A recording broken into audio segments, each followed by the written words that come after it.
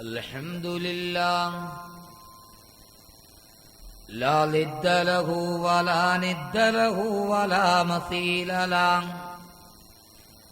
لا وزير له ولا نصير له ولا نظير له ولا شبيه له وأشهد أن لا إله إلا الله وحده لا شريك له وأشهد أن سيدنا ومولانا محمدا عبده ورسوله اللهم يا واجب الوجود ويا واهب الخير والفضل والجود أفض علينا أنوار رحمتك ويسر لنا الوصول إلى كمال معرفتك وأفوّل أمري إلى الله وأفوّل أمري إلى الله وأفوّل أمري إلى الله إن الله بصير بالعباد وأن مردنا إلى الله وأن المسرفين هم أصحاب النار صلى الله وسلم عليك يا سيدنا الله صلى الله وسلم عليك يا حبيبنا يا رسول الله بلغت الرسالة وأديت الأمانة ونصحت الأمة وكشفت الغمة وجاهدت في سبيل ربك حق جهاده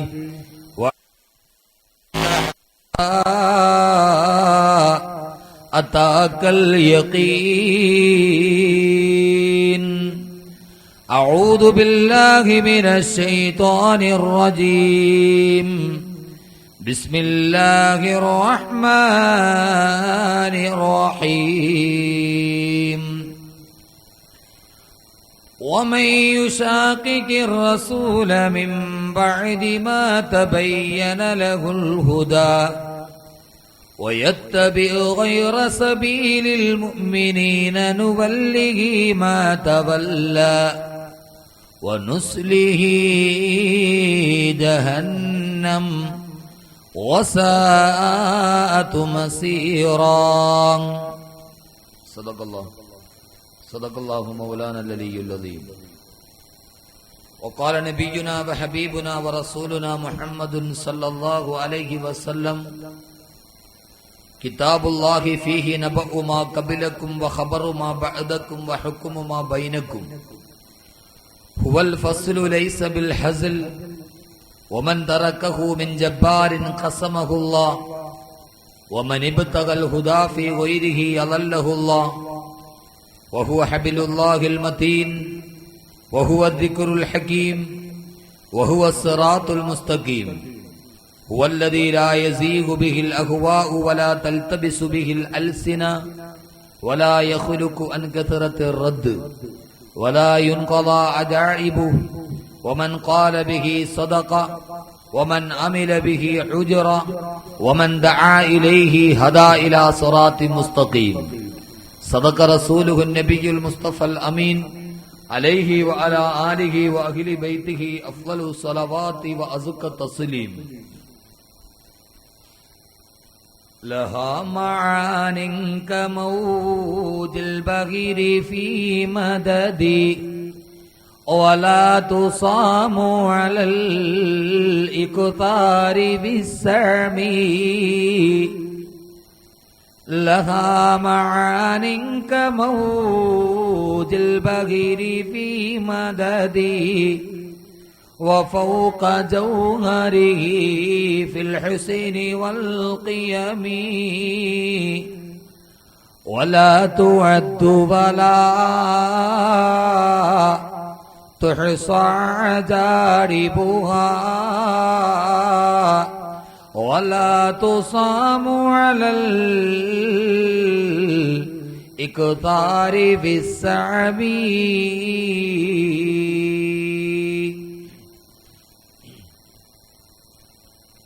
യാത്ര തുടങ്ങും മുമ്പാരുണ്ടെനിക്കെന്റെ ലക്ഷ്യഗേഹമൊന്നു കാട്ടിത്തരാൻ. യാത്ര തുടങ്ങിക്കഴിഞ്ഞിട്ടെനിക്കാ ലക്ഷ്യ ഗേഹമറിഞ്ഞിടിലെന്തു കാര്യം.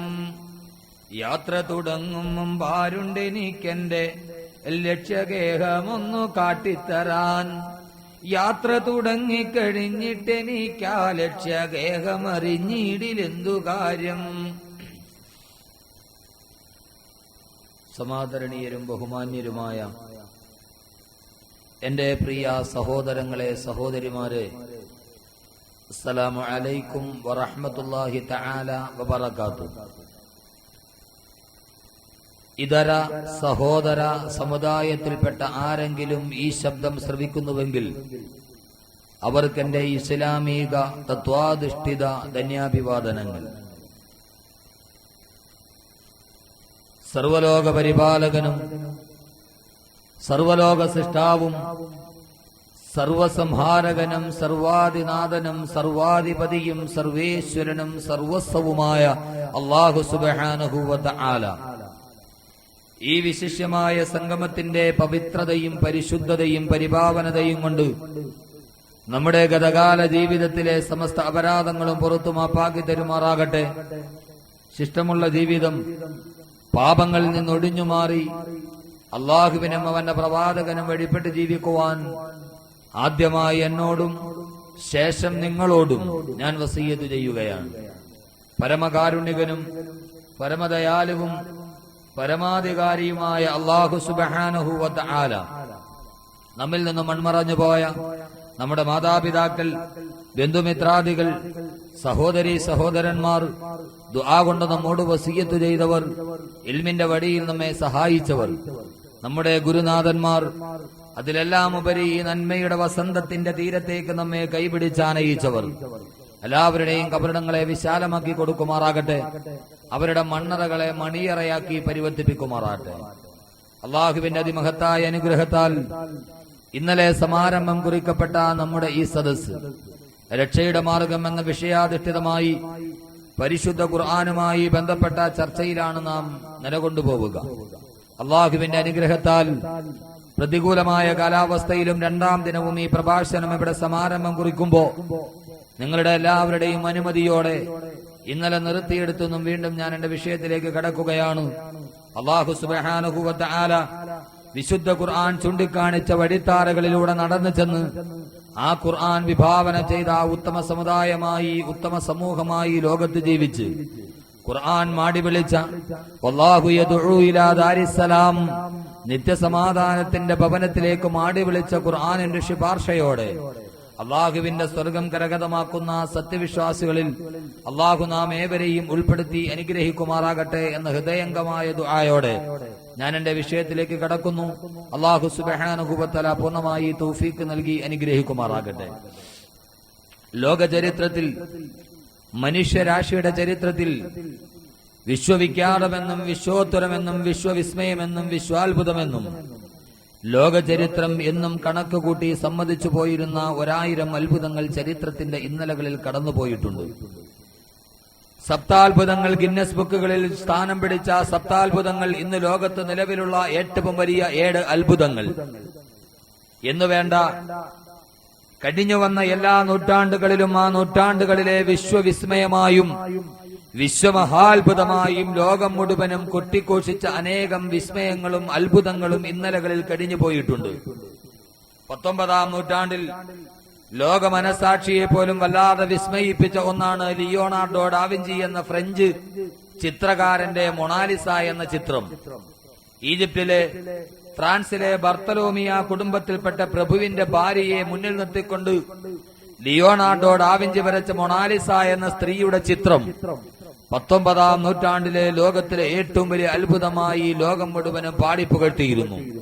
ഇന്നും ഈജിപ്തിലെ ലവേർ മ്യൂസിയത്തിന്റെ കണ്ണാടി ചില്ലുകളുടെ ഉള്ളിൽ സൂക്ഷിക്കപ്പെട്ട മൊണാലിസ എന്ന ചിത്രം, ആ ചിത്രത്തിന്റെ ഏറ്റവും വലിയ പ്രത്യേകത, മൊണാലിസ എന്ന സുന്ദരിയുടെ ചിത്രം കണ്ടാൽ മൊണാലിസ ചിരിക്കുകയാണോ അതല്ല കരയുകയാണോ, മൊണാലിസയുടെ മുഖത്ത് മിന്നിമറയുന്ന ഭാവങ്ങളേത്, സന്തോഷമാണോ സന്താപമാണോ ദുഃഖമാണോ അതല്ല ഏത് സമ്മിശ്ര വികാരങ്ങളാണ് മൊണാലിസയെ ഭരിക്കുക എന്ന് പറയാൻ ആർക്കും കഴിയില്ല.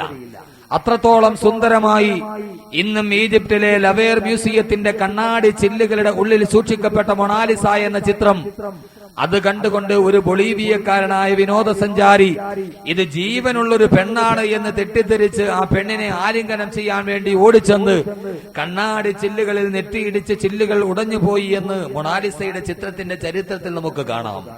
ഞാൻ ഈ പറഞ്ഞത് ഒരു കാലഘട്ടത്തിൽ 19-ാം നൂറ്റാണ്ടിലെ ലോകത്തിലെ ഏറ്റവും വലിയ അത്ഭുതമാണ് മൊണാലിസയുടെ ചിത്രം എന്ന് മാത്രമല്ല, 20-ാം നൂറ്റാണ്ടിൽ പക്ഷേ മൊണാലിസ എന്ന് പറയുന്ന ചിത്രം വിശ്വവിഖ്യാതമെന്നും വിശ്വാത്ഭുതമെന്നും വിശ്വവിസ്മയമെന്നും ലോകം മുഴുവനും പാടിപ്പുകഴ്ത്തുമ്പോഴും 21-ാം നൂറ്റാണ്ടിൽ ഒരു നൂറ്റാണ്ട് മുഴുവനും പിന്നിടുന്നതിന് മുമ്പ് ഒരു കാലഘട്ടത്തിലെ ഏറ്റവും വലിയ അത്ഭുതം മൊണാലിസ എന്ന് പറയുന്ന ലിയോണാർഡോ ഡാവിഞ്ചി വരച്ച ചിത്രം, ആ അനുഗ്രഹീതനായ ചിത്രകാരന്റെ കൈവിരലുകളിലൂടെ പുറത്തേക്ക് നിർഗളിച്ച ആ ചിത്രം ഒരു നൂറ്റാണ്ട് തികയുന്നതിന് മുമ്പ് അതിന്റെ തനിമ നഷ്ടപ്പെട്ടു പോകാതിരിക്കാൻ കമ്പ്യൂട്ടർ ഡിജിറ്റലിംഗ് മോർഫിംഗ് നടത്താൻ അതുമായി ബന്ധപ്പെട്ട ശാസ്ത്രകാരന്മാർ തയ്യാറെടുക്കുന്നു എന്ന വാർത്തയുമായിട്ടാണ് ഇന്ന് ലോകം ശ്രവിക്കുക. 21-ാം നൂറ്റാണ്ടിലെ ഏറ്റവും വലിയ അത്ഭുതമെന്ന് ലോകം മുഴുവനും ആഘോഷിച്ച ഒന്നാണ് കമ്പ്യൂട്ടർ. കമ്പ്യൂട്ടറിന്റെ കണ്ടുപിടുത്തത്തോടുകൂടി 1000 മനുഷ്യന്മാർ മുഴുവനും 1000 വർഷം ചെയ്തു തീർക്കുന്ന ജോലി മുഴുവനും ഒരൊറ്റ മണിക്കൂർ കൊണ്ട് ചെയ്തു തീർക്കുന്ന വിവര സാങ്കേതിക വിദ്യയുടെ മുത്തച്ഛൻ എന്ന് പരിചയപ്പെടുത്തുന്ന കമ്പ്യൂട്ടറിന്റെ കണ്ടുപിടുത്തം ലോകത്തിലെ ഏറ്റവും വലിയ അത്ഭുതമായി ലോകം കണക്കാക്കിയിരുന്നു. പക്ഷേ 1999 ഡിസംബർ 30-ാം തീയതി പാതിരാത്രി 12 മണിയായപ്പോ ലോകത്തിന്റെ അത്ഭുതമായി കണക്കാക്കിയ കമ്പ്യൂട്ടറിന്റെ പോരായ്മ എന്ത് എന്ന് ലോക ചരിത്രം തിരിച്ചറിഞ്ഞു. 20-ാം നൂറ്റാണ്ട് പിറന്നു കഴിയുമ്പോ 1999 ഡിസംബർ 30-ാം തീയതി 12 മണിയായി കഴിയുമ്പോ അമേരിക്കയടക്കമുള്ള ലോകത്തിലെ ഏറ്റവും വലിയ വൻകിട രാഷ്ട്രങ്ങളുടെ സ്റ്റോക്ക് എക്സ്ചേഞ്ചുകളുടെ തലതൊട്ടപ്പന്മാര് മുഴുവനും അവരുടെ ഹൃദയത്തിന്റെ ശ്വാസം പോലും നിലച്ചുപോയ സമയം. കാരണം ഒരു നൂറ്റാണ്ട് പിറന്നു കഴിയുമ്പോ അതേവരെ Y2K പ്രോബ്ലം എന്ന പേരിൽ അറിയപ്പെട്ട, അതേവരെ കമ്പ്യൂട്ടറിന്റെ ബയോഡാറ്റകളെ സ്വീകരിക്കപ്പെട്ട മുഴുവൻ കണക്കുകളും മുഴുവൻ വിവരങ്ങളും അതോടുകൂടി അപ്രത്യക്ഷമായി പോകുന്ന, കമ്പ്യൂട്ടറുകളിൽ സൂക്ഷിക്കപ്പെട്ട കോടിക്കണക്കിന് രൂപയുടെ കണക്കുകൾ അടക്കമുള്ള എല്ലാം നഷ്ടപ്പെട്ടു പോകുന്ന Y2K പ്രോബ്ലം എന്ന ഏറ്റവും വലിയ പോരായ്മ കമ്പ്യൂട്ടറിന്റെ പോരായ്മയായി ലോകം മനസ്സിലാക്കി. ഞാൻ ഈ പറഞ്ഞതിന്റെ അർത്ഥം ലോകം മുഴുവനും ഏറ്റവും ഏകകണ്ഠമായ സ്വരത്തിൽ വിശ്വാത്ഭുതമെന്നും വിശ്വവിഖ്യാതമെന്നും വിശ്വവിസ്മയമെന്നും വിശ്വമഹോത്തരമെന്നും ഏതൊന്നിനെ കുറിച്ച് സമ്മതിച്ചിട്ടുണ്ടോ അതേ നാവുകൾ കൊണ്ട് തന്നെ അതിന്റെ പോരായ്മകളെ കുറിച്ചും ന്യൂനതകളെ കുറിച്ചും ലോക ചരിത്രത്തിന് തിരുത്തി പറയേണ്ടി വന്നാൽ, പാരീസിലെ പിസാ ഗോപുരം, ഈഫൽ ടവർ ലോകത്തിലെ ഏറ്റവും വലിയ അത്ഭുതത്തിൽപ്പെട്ടതാ എന്ന് പറഞ്ഞാൽ, അമ്പരചുംബിയെ പോലെ അമ്പിളി മാമനോട് മുത്തം കൊടുക്കാൻ വേണ്ടി വെമ്പി നിൽക്കുന്നത് പോലെ ആകാശ സീമകളിലേക്ക് തല ഉയർത്തി നിൽക്കുന്ന പിസാ ഗോപുരം ലോകത്തിലെ ഏറ്റവും വലിയ അത്ഭുതമാണ് എങ്കിൽ, താഴെ നിന്നിട്ട് മുകളിലേക്ക് നോക്കിയാൽ ആ ഗോപുരം ഭൂമിയിലേക്ക് ചരിഞ്ഞു നിൽക്കുന്നതായി തോന്നും. പക്ഷേ കാര്യം അങ്ങനെയല്ല. പക്ഷേ ഇപ്പോൾ പിസാ ഗോപുരവുമായുള്ള ബന്ധപ്പെട്ട പഠനങ്ങൾ തെളിയിക്കുന്നു, ഓരോ വർഷം കഴിയും തോറും ഭൂമിയിലേക്ക് 1 സെന്റിമീറ്ററിന്റെ 100% അത് അടുത്തുകൊണ്ടേയിരിക്കുന്നു. അനധിവിദൂരമായ ഭാവിയിൽ ലോകത്തിലെ ഏറ്റവും വലിയ അത്ഭുതമായി ഗണിക്കപ്പെടുന്ന പിസാ ഗോപുരം ചരിഞ്ഞു വീഴുമെന്ന് അതുമായി ബന്ധപ്പെട്ട പഠനങ്ങൾ തെളിയിച്ചുകൊണ്ടിരിക്കുമ്പോ, ഈജിപ്തിലെ മമ്മിയും ഈജിപ്തിലെ പിരമിഡുകളിലും യൂറോപ്പിലെ കെട്ടിത്തൂക്കിയ പൂന്തോട്ടവും സ്റ്റാച്യു ഓഫ് ലിബർട്ടിയും ചൈനയിലെ വൻമതിലുമൊക്കെ ലോകത്തിലെ ഏറ്റവും വലിയ അത്ഭുതമായി കണക്കാക്കപ്പെടുമ്പോ, ഞാൻ ഇത്രയും പറഞ്ഞതിന്റെ ആകെ ചുരുക്കം, എന്റെ പ്രിയപ്പെട്ട സഹോദരങ്ങളെ, ലോക ചരിത്രത്തിൽ ഇതേവരെ ഏതൊക്കെ ചരിത്രത്തിന്റെ ഏതൊക്കെ മൂലകളിലൊക്കെ വിശ്വാത്ഭുതമെന്നും വിശ്വവിഖ്യാതമെന്നും വിശ്വവിസ്മയമെന്നും വിശ്വമഹോത്തരമെന്നും അത്ഭുതമാണ് അത്ഭുതമാണ് ഇത് അത്ഭുതമാണ് എന്ന് ലോക ചരിത്രം എപ്പോഴൊക്കെ പാടിപ്പുകത്തിയിട്ടുണ്ടോ, ആ ലോകത്തിലെ ഏറ്റവും വലിയ അത്ഭുതങ്ങൾ പോലും എന്തിനേറെ ഇന്ത്യ രാജ്യത്തിന്റെ ഏറ്റവും വലിയ അത്ഭുതമായി നിലനിൽക്കുന്ന ആഗ്ര നദിക്കരയിൽ ഒരു സുന്ദരിയെ പോലെ കുഴിഞ്ഞൊരുങ്ങി നിൽക്കുന്ന നിൽക്കുന്ന താജ്മഹൽ ഏറ്റവും വലിയ സപ്താത്ഭുതത്തിൽ പെട്ടതാണെങ്കിൽ ഒരു നൂറ്റാണ്ട് പോലും പിറക്കുന്നതിന് മുമ്പ്, ഒരു നൂറ്റാണ്ട് പോലും തികയുന്നതിന് മുമ്പ് താജ്മഹലിന്റെ മുഴുവൻ മനോഹാരിതയും നഷ്ടപ്പെട്ട് അത് സംരക്ഷിക്കാൻ വേണ്ടി പുരാവസ്തു ഗവേഷകർ പെടാപ്പാടുപെടുമ്പോ ഒരു കാലഘട്ടത്തിൽ മുഴുവനും ലോകം മുഴുവനും അത്ഭുതമാണ് അത്ഭുതമാണ് അത്ഭുതമാണ് എന്ന് പാടിപ്പുകത്തിയിട്ട് ഒരു നൂറ്റാണ്ട് മുഴുവനും കരയുന്നതിന് മുമ്പ്, ഒരു നൂറ്റാണ്ട് മുഴുവനും ഈ അത്ഭുതങ്ങൾക്കൊരു നൂറ്റാണ്ട് പോലും തികയ്ക്കുന്നതിന് മുമ്പ് കാലത്തിന്റെ ചവറ്റുകട്ടകളിലേക്ക് വലിച്ചെറിയപ്പെട്ട ചരിത്രമാണ് പറയാനുള്ളതെങ്കിൽ ഈ പ്രിയപ്പെട്ട ത്രിരസാത്രിയെ, ഈ പ്രിയപ്പെട്ട രാത്രിയെ സാക്ഷി നിർത്തിക്കൊണ്ട് ഞാൻ പറയുക, ഇതൊന്നും ലോകത്തിന്റെ അത്ഭുതങ്ങളല്ല, ഈ കാണുന്നതൊന്നും ലോകത്തിന്റെ ഒരു അത്ഭുതങ്ങളുമല്ല. ലോകത്തിലെ ഏറ്റവും വലിയ അത്ഭുതം ഏതെന്നറിയുമോ? ഇന്നും ലോകത്തിലെ ഏറ്റവും വലിയ അത്ഭുതം ഏതെന്നറിയുമോ?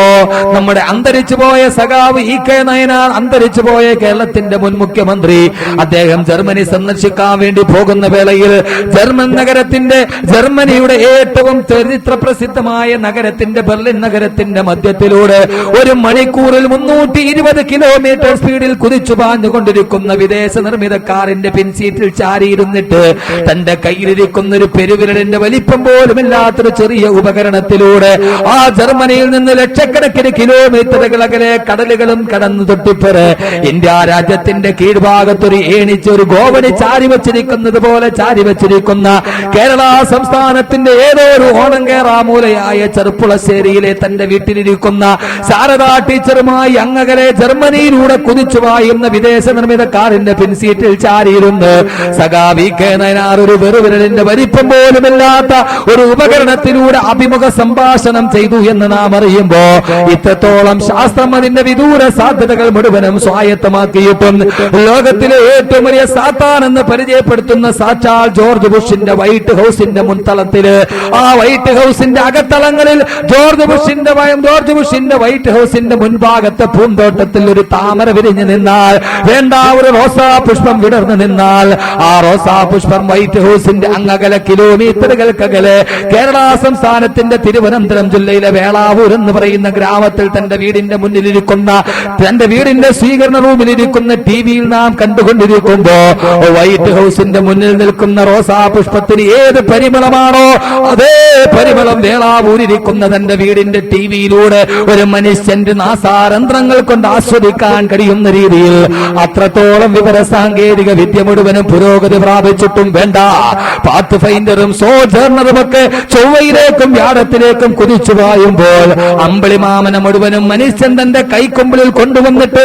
അമ്പിളിമാമന്റെ നെറുകയിൽ പോയിട്ട് തട്ടുകട തുടങ്ങാൻ പോലും മനുഷ്യൻ മുഴുവനും തീർത്തു കഴിയുമ്പോ എന്റെ പ്രിയപ്പെട്ട സഹോദരങ്ങളെ, ലോകം ഇത്രത്തോളം കുതിച്ചു പാഞ്ഞിട്ടും പുരോഗതിയിൽ നിന്ന് പുരോഗതിയിലേക്ക് കുതിച്ചു പാഞ്ഞിട്ടും അങ്ങകലെ ചൊവ്വയും വ്യാഴവും ഒക്കെ മനുഷ്യന്റെ കാൽ കീഴിൽ ഞെരിഞ്ഞമർന്നതുപോലും ഇത്രയേറെ വിവര സാങ്കേതിക വിദ്യ മനുഷ്യൻ മുഴുവനും ഒരു ഗ്ലോബൽ വില്ലേജ് പോലെ ലോകം മുഴുവൻ അവന്റെ കൈപ്പിടിയിൽ ഒതുക്കുമ്പോഴും ഇന്നേ വരെ 114 പിന്നിട്ട് കഴിഞ്ഞിട്ട് ഒരു വള്ളിക്കോ വിസർഗത്തിനോ യാതൊരുവിധ മാറ്റവുമില്ലാതെ ഇന്നും ലോകത്തിന്റെ മുന്നിൽ ഒരു വെല്ലുവിളി പോലെ 14 നൂറ്റാണ്ടുകൾക്ക് മുമ്പ് വായിക്കാൻ അറിയാത്തൊരു വ്യക്തി വിളിച്ചു പറഞ്ഞ അർണോൾഡ് ജോസഫ് ടോയൻബിയുടെ വാക്കുകൾ കടമെടുത്തു പറഞ്ഞാൽ the illiterate prophet of Arabia, അറേബ്യയുടെ നിരക്ഷരനായ പ്രവാചകൻ, ഒരു യൂണിവേഴ്സിറ്റിയുടെ പടിവാതിൽ കണ്ടിട്ടില്ലാത്ത, ഒരു സർവകലാശാലയുടെ ബിരുദം നേടിയിട്ടില്ലാത്ത, ഒരു പാഠശാലയുടെ പടിപ്പുരയിൽ പോലും കടന്നു ചെല്ലാത്ത അന്നബിയിൽ ഉമ്മിയും നിരക്ഷരനായ പ്രവാചകൻ, വായിക്കാൻ അറിയാത്തൊരു വ്യക്തി വായിച്ചു പറഞ്ഞ നിത്യവിസ്മയമായ 14 നൂറ്റാണ്ട് മുമ്പ് വെല്ലുവിളിച്ചിട്ടു വഇൻ കുന്തും ഫീ റൈബിൻ മിമ്മാ നസ്സൽനാ അലാ അബ്ദിനാ ഫഅ്തൂ ബിസൂറത്തിൻ മിൻ മിസ്ലിഹി വദ്ഉ ശുഹദാക്കും മിൻ ദൂനില്ലാഹ് ഇൻ കുന്തും സ്വാദിഖീൻ. 14 നൂറ്റാണ്ട് മുമ്പ് ഈ ഖുർആൻ കെട്ടിച്ചമക്കപ്പെട്ട ഒരു ഗ്രന്ഥമാണെന്ന് വെല്ലുവിളിച്ച കാട്ടറബികളുടെ മുന്നിലേക്ക് കടന്നു ചെന്നിട്ട് വഇൻ കുന്തും ഫീ റൈബിൻ മിമ്മാ നസ്സൽനാ അലാ അബ്ദിനാ ഫഅ്തൂ ബിസൂറത്തിൻ മിൻ മിസ്ലിഹി. നിങ്ങൾക്ക് ആർക്കെങ്കിലും ഈ പ്രവാചകന്റെ ദിവ്യഗ്രന്ഥത്തിൽ സംശയാലുക്കളാണെങ്കിൽ ഈ ഖുർആനിന് പകരം നിൽക്കാൻ കഴിയുന്ന ഒരു ഗ്രന്ഥമെങ്കിലും നിങ്ങൾക്ക് കൊണ്ടുവരാൻ കഴിയുമോ എന്ന് വെല്ലുവിളിച്ചിട്ട് ലോകത്തിന്റെ സാഹിത്യ തമ്പുരാക്കന്മാര് മുഴുവനും പഞ്ചപുച്ഛമടക്കി വെല്ലുവിളിക്കുമെന്ന് അവരെല്ലാവരും തോറ്റം വിമണങ്ങുമ്പോ, വേണ്ട, നിങ്ങൾക്കൊരു ഖുർആൻ പകരമായി കൊണ്ടുവരാൻ, ഇതേപോലെ മറ്റൊരു ഗ്രന്ഥം കൊണ്ടുവരാൻ നിങ്ങൾക്ക് കഴിയില്ല എങ്കിൽ ഖുൽ ഫഅ്തൂ ബിഅശരി സുവരിൻ മിസ്ലിഹി, വേണ്ട, 114 അധ്യായങ്ങളുള്ള ഖുർആന് പകരം അതേപോലൊരു ഗ്രന്ഥം വേണ്ട. നിങ്ങൾക്ക് ആർക്കുമെങ്കിലും കഴിയുമെങ്കിൽ ഈ ഖുർആനിന്റെ 114 അധ്യായങ്ങളിൽ നിന്ന് ഏതെങ്കിലും ഒരു 10 അധ്യായത്തിന് തത്തുല്യമായ എന്തെങ്കിലും നിങ്ങൾക്ക് കൊണ്ടുവരാൻ കഴിയുമോ?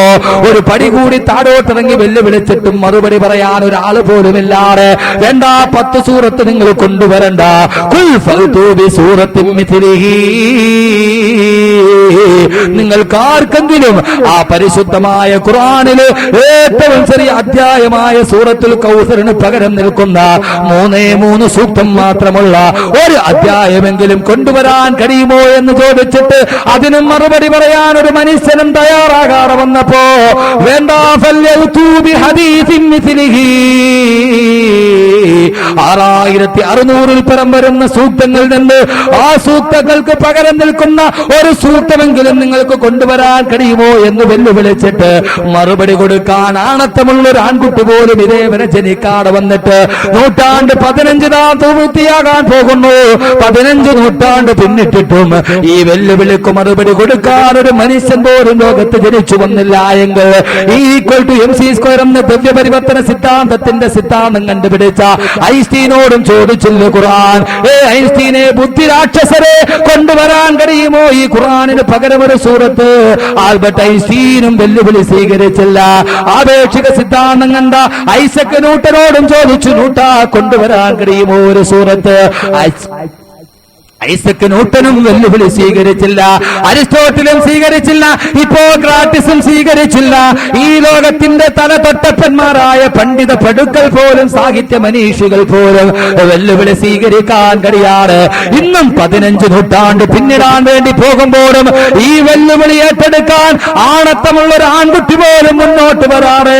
ഇന്ന് എന്റെയും നിങ്ങളുടെയും വീടിന്റെ ചുമരുകളിൽ സൂക്ഷിക്കപ്പെട്ട, അലമാരകൾക്കുള്ളിൽ സൂക്ഷിക്കപ്പെട്ട വിശുദ്ധമായ ഖുർആനുണ്ടല്ലോ, 15 പിന്നിടാൻ പോയിട്ടും ഒരു വള്ളി വർഗ വിസർഗത്തിന് പോലും ഇതേവരെ ലെവലേശം കോട്ടം തട്ടാത്ത പ്രപഞ്ചത്തിന്റെ ആമുഖ പുസ്തകം ഇന്നാ നഹ്നു നസ്സൽന ദിക്റ വ ഇന്നാ ലഹു ലഹാഫിളൂൻ, ഞാനാണ് ഈ ഖുർആനിനെ അവതരിപ്പിച്ചത്, ഞാനാണ് അതിന്റെ സംരക്ഷകനെന്ന് സർവാധിപതിയും സർവേശ്വരനും സർവസംരക്ഷകനുമായ അല്ലാഹു സുബ്ഹാനഹു വ തആല സംരക്ഷണ ചുമതല ഏറ്റെടുത്ത വിശുദ്ധ ഖുർആൻ.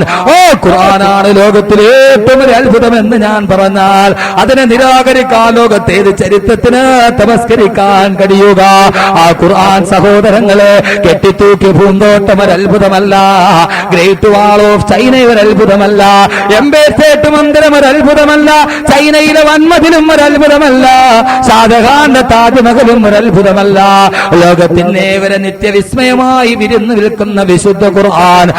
ഖുർആനാണ് ലോകത്തിലെ ഏറ്റവും വലിയ അത്ഭുതം എന്ന് പറഞ്ഞാൽ അതിനെ നിരാകരിക്കാൻ ലോകത്താർക്കും കഴിയില്ല.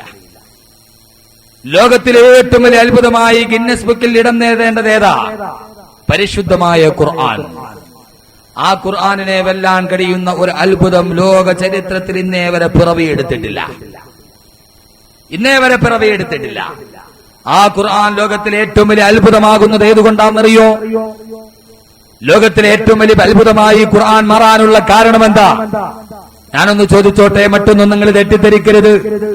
ഈ ലോകത്തിൽ നിന്ന് നിലവിൽ നിൽക്കുന്ന പ്രബലമായ പല സമുദായങ്ങളുമുണ്ട്. ക്രിസ്തീയ സമൂഹമുണ്ട്, ഹൈന്ദവ സമൂഹമുണ്ട്, ഇസ്ലാമിക സമൂഹമുണ്ട്. ഞാനൊന്ന് ചോദിച്ചു കൊള്ളട്ടെ, ഈ ലോകത്ത് നിലവിൽ നിൽക്കുന്ന ക്രിസ്തീയ സമൂഹത്തിന്റെ ആദർശ ഗ്രന്ഥമായ ബൈബിളുകൾ മുഴുവനും ക്രോഡീകരിക്കപ്പെട്ട ബൈബിളുകൾ, ലോകത്ത് മുഴുവനുമുള്ള മുഴുവൻ ബൈബിളുകളും എടുത്തുകൊണ്ടുവന്ന് ഈ വേളാവൂർ ഇസ്ലാമിക് സെന്ററിന്റെ ഈ പള്ളിയുടെ മുന്നിൽ കൊണ്ടുവന്ന് വെക്കുക.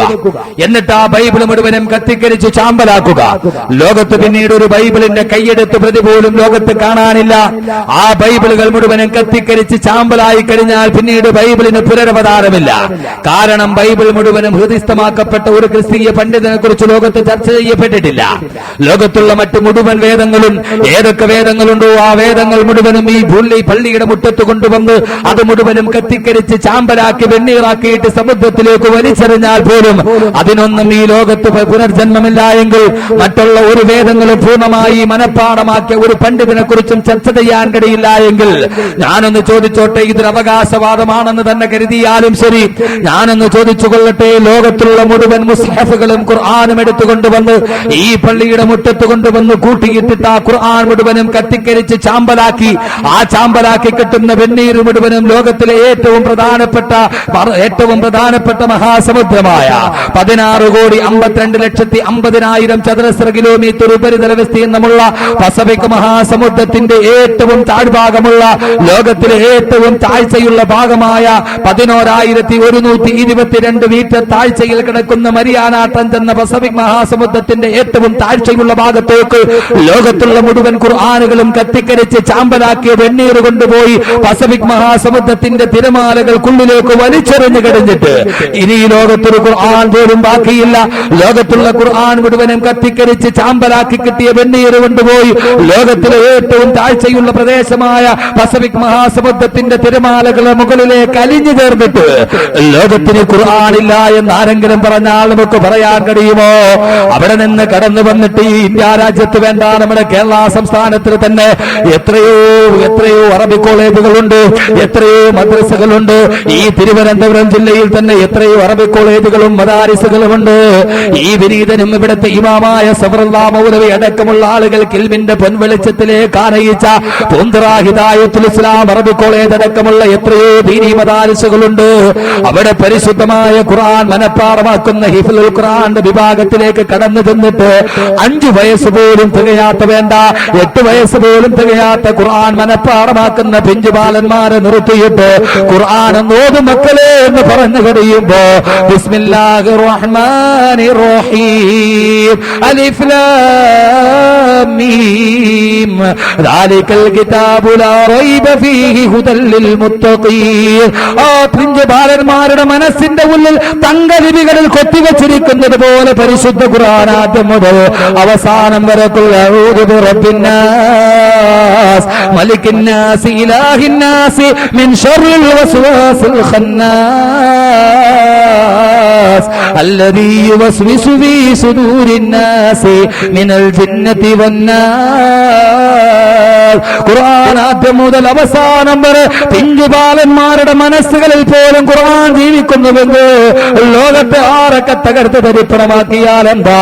എന്റെ പ്രിയപ്പെട്ട സഹോദരങ്ങളെ, ഗുവാണ്ടനാമോയുടെ തടവറയിൽ പാവപ്പെട്ട മുസ്ലിമീങ്ങളെ കൊണ്ട് ഖുർആൻ പിച്ച് ചിന്തിച്ചാൽ എന്താ?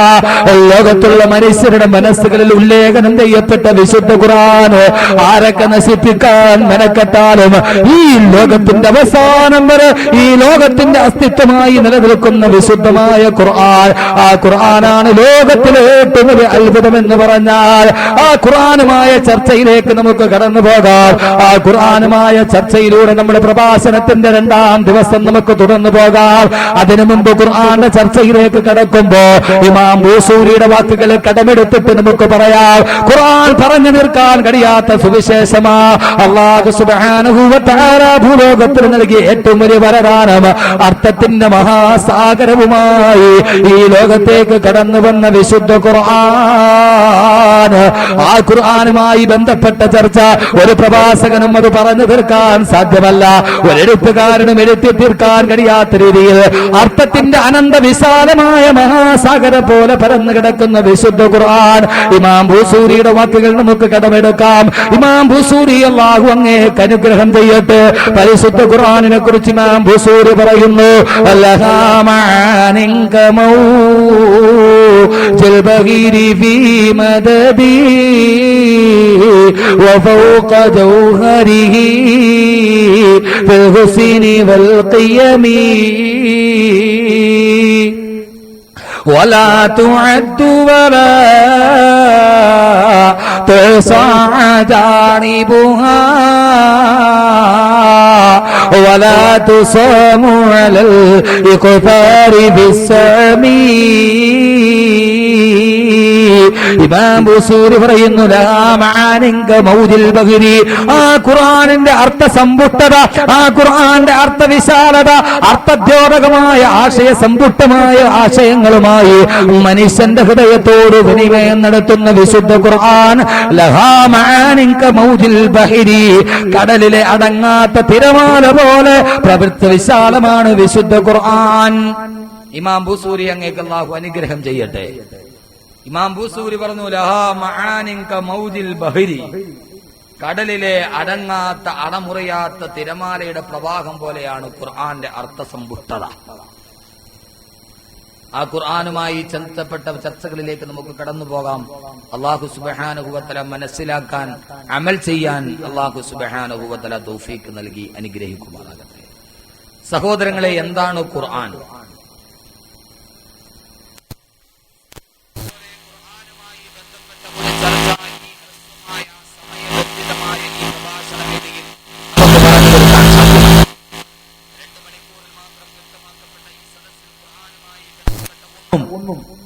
പോരാത്തതിന് നമ്മെ പോലെയുള്ള ബലഹീനരായ ആളുകൾക്ക് എങ്കിലും ഖുർആനിനെ കുറിച്ച് സംസാരിക്കുമ്പോൾ നമ്മുടെ വാചാലത അതും പര്യാപ്തമായില്ല എന്ന് നമുക്ക് തോന്നിപ്പോകും. വിശുദ്ധമായ ഖുർആൻ അതാണ്.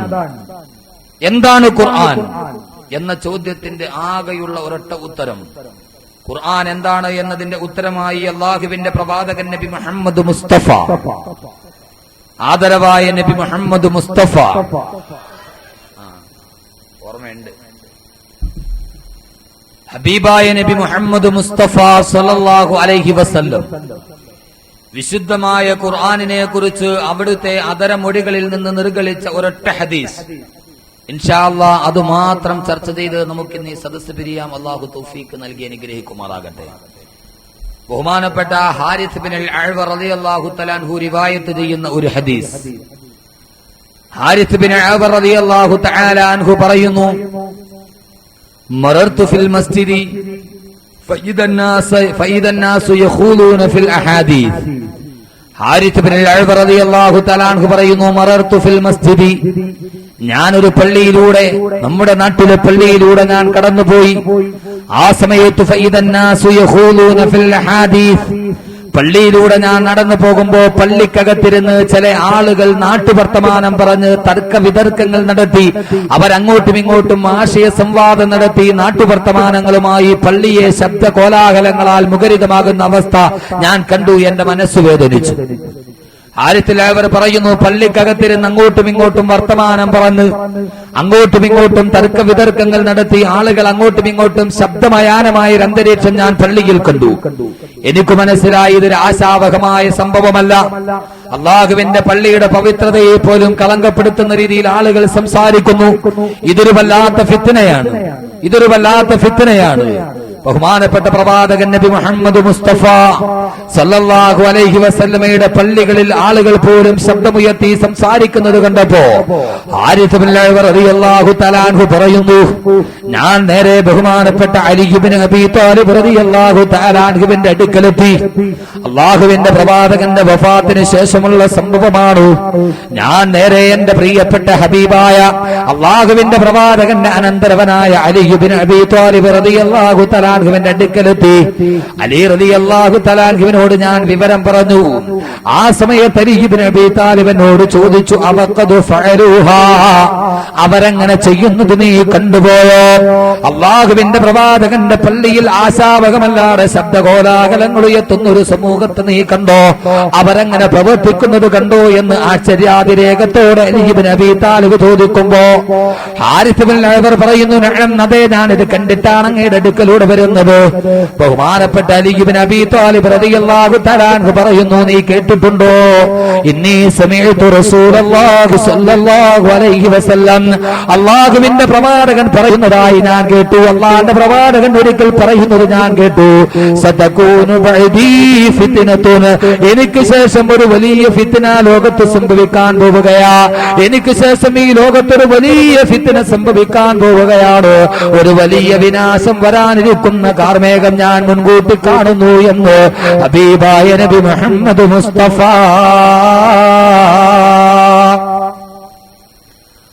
അള്ളാഹുവിന്റെ പ്രവാചകൻ പറയുന്നതായി ഞാൻ കേട്ടു, സതകൂനു ബഅദി ഫിത്നത്തുൻ, എനിക്ക് പിറകെ ഒരു വലിയ ഫിത്ന ഉണ്ടാവാൻ പോകും, എനിക്ക് പിറകെ ഒരു വലിയ ആപത്തുണ്ടാവാൻ പോകുന്നു. എന്താണ് ആപത്ത്? അള്ളാഹുവിന്റെ പ്രവാചകന്റെ അനുയായികളായ മുസ്ലിമീങ്ങൾ തമ്മിലുള്ള അഭിപ്രായ വ്യത്യാസം, അള്ളാഹുവിന്റെ പ്രവാചകന്റെ പ്രിയപ്പെട്ട അനുയായികൾ തമ്മിലുള്ള അഭിപ്രായ ഭിന്നത, ആ ഭിന്നത ലോകത്ത് സംഭവിക്കാൻ പോകുന്ന ഏറ്റവും വലിയ വിപത്താണ് എന്ന് ഹബീബായ നബി മുഹമ്മദ് മുസ്തഫ. അഭിപ്രായ ഭിന്നതയുടെ പേരിൽ ഈ സമൂഹം മുഴുവനും ആശാവഹമല്ലാത്ത ഈ സമൂഹം ഏറ്റവും വലിയ അധപ്പതനത്തിന്റെ പടുകുടികളിലേക്ക് കടന്നു ചെല്ലുമ്പോ, എന്തിനേറെ റമളാൻ മാസത്തിൽ പോലും തറാവീഹിനെ കുറിച്ചുള്ള ചർച്ച ചെയ്ത് മൗലൂദിന്റെയും റാത്തീബിന്റെയും ചർച്ചകളിലൂടെ ഒരു പള്ളിയിൽ ജുമുഅ പോലും സമാധാനപരമായ രീതിയിൽ നടക്കാൻ കഴിയാത്ത അവസ്ഥയിലേക്ക് ഈ സമൂഹം ഈ സമൂഹം അഭിപ്രായ ഭിന്നതയിലേക്ക് കടന്നു പോകുന്നത് എനിക്ക് പിറകെ വരാനിരിക്കുന്ന ഏറ്റവും വലിയ ഫിത്നയാണെന്ന് ഹബീബായ നബി മുഹമ്മദ് മുസ്തഫ.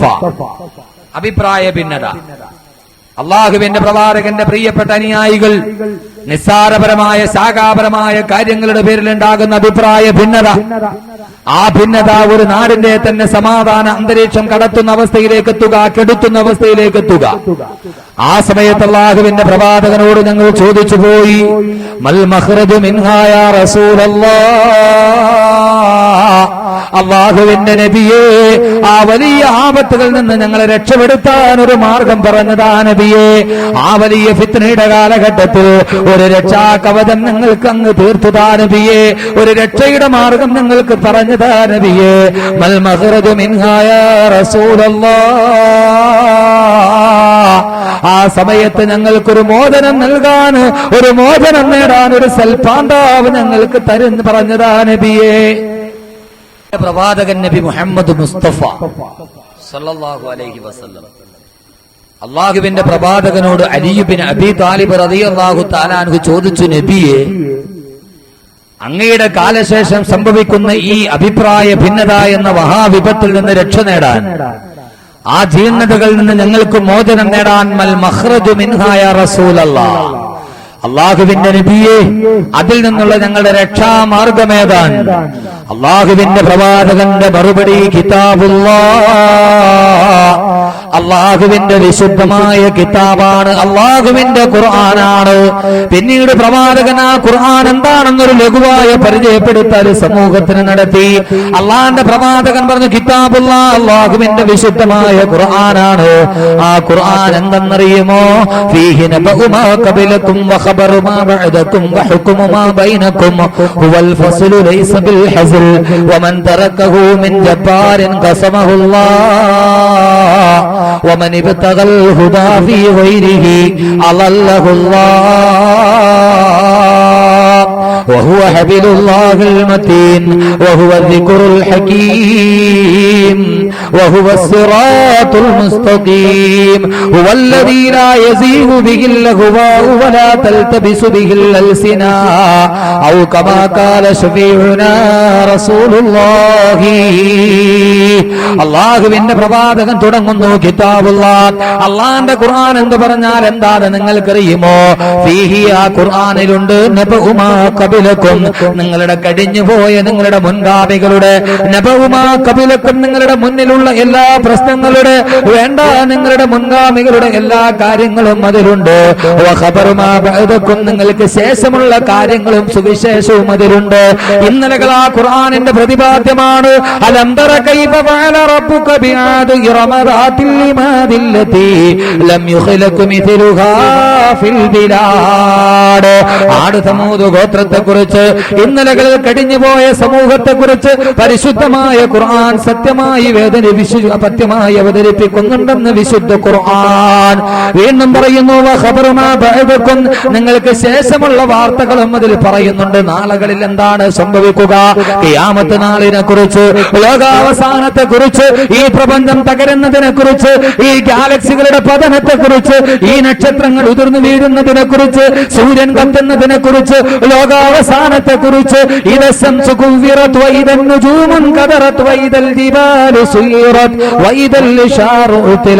നാളുകളെ കുറിച്ചും ഖുർആൻ സവിസ്തരമായി പ്രതിപാദിക്കുന്നുണ്ട്. മാത്രമോ ഞാൻ ചുരുക്കി പറയട്ടെ, നിങ്ങളുടെ ഇടകളിൽ വർത്തമാനകാല പ്രശ്നങ്ങളുടെ പരിഹാരവും നിങ്ങളുടെ മുമ്പിലുള്ള പ്രശ്നങ്ങളും ഖുർആൻ കൈകാര്യം ചെയ്യുന്നുണ്ട്. ഒരു ജനാധിപത്യ രാഷ്ട്രമാണോ? ജനാധിപത്യത്തിന്റെ ധ്വംസനം ഉണ്ടായിക്കൂടാ, ഏകാധിപത്യത്തിന്റെ പ്രവണത ഉണ്ടായിക്കൂടാ. ഖുർആൻ പറയുന്നു കാര്യങ്ങളെല്ലാം ജനാധിപത്യ രീതിയിലൂടെ കൂടിയാലോചനയിലൂടെ കൊണ്ടുപോകണം. വീണ്ടും അല്ലാഹുവിന്റെ പ്രവാചകൻ ഖുർആനിന്റെ പ്രത്യേകതയെ കുറിച്ച് ഖുർആൻ പറയുന്നു. പ്രവാചകൻ പറയുന്നു ഖുർആൻ വലിയ സാഹിത്യത്തിന്റെ അങ്ങേ അറ്റത്ത് നിൽക്കുന്നതാണ്. അതൊരു കളിതമാശയല്ല, അതൊരു വെറും വാക്കല്ല. സാഹിത്യത്തിന്റെ അത്യുന്നത സോപാനങ്ങളിലേക്ക് എത്തി നിൽക്കുന്ന വിശുദ്ധ ഖുർആൻ.